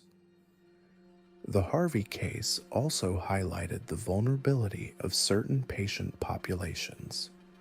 Many of his victims were elderly, terminally ill, or had conditions that made sudden death less surprising. These patients often had fewer advocates, less frequent monitoring, and medical conditions that could mask the symptoms of poisoning. Harvey deliberately targeted the most vulnerable because he knew their deaths would raise fewer questions. Perhaps most disturbing is how Harvey's crimes affected the families of his victims.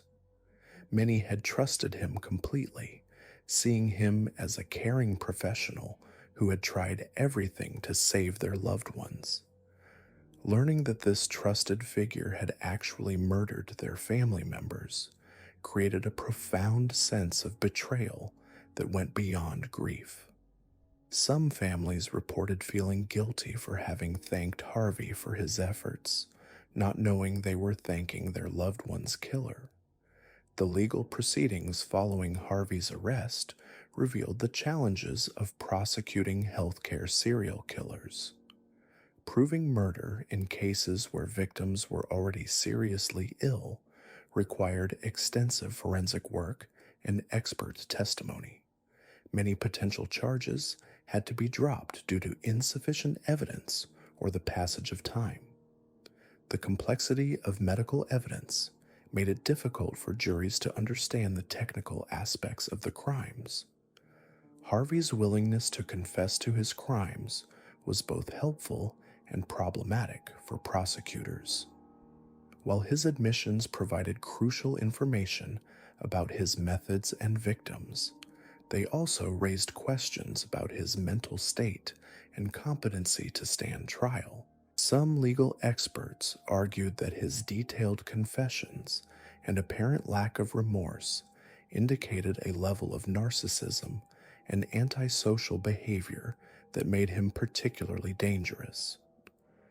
The Harvey case remains a touchstone for understanding institutional failure and the abuse of trust in healthcare settings. It demonstrates how evil can hide behind familiar faces and respected positions, how systems designed to protect can become tools of destruction, and how the very qualities we value in caregivers, compassion, authority, and access to vulnerable people, can be weaponized by those with malevolent intent. Donald Harvey died in prison in 2017, beaten to death by another inmate. His death closed a chapter on one of America's most prolific serial killers, but the questions his crimes raised about trust, oversight, and institutional responsibility remain as relevant today as they were 30 years ago. These stories remind us that evil often hides in plain sight, wearing ordinary faces and living unremarkable lives. Peter Sutcliffe worked as a truck driver while terrorizing women across Yorkshire. Cesar Barone wore a police uniform while stalking his victims. Thomas Cocorales blended into Chicago's nightlife scene. Donald Harvey was trusted with the care of vulnerable patients. Walter Ellis moved through Milwaukee's streets undetected for decades. What makes these cases particularly chilling is how long each killer operated without detection. They exploited society's blind spots, targeting the vulnerable and marginalized, counting on systemic failures and public indifference to shield their crimes. The homeless, the elderly, sex workers, hospital patients, victims whose disappearances didn't immediately trigger investigations or media attention. Technology eventually caught most of these killers. DNA evidence linked Ellis to his crimes decades later. Improved forensic techniques helped solve cold cases. Better communication between jurisdictions closed gaps that killers once exploited. But the human cost was staggering.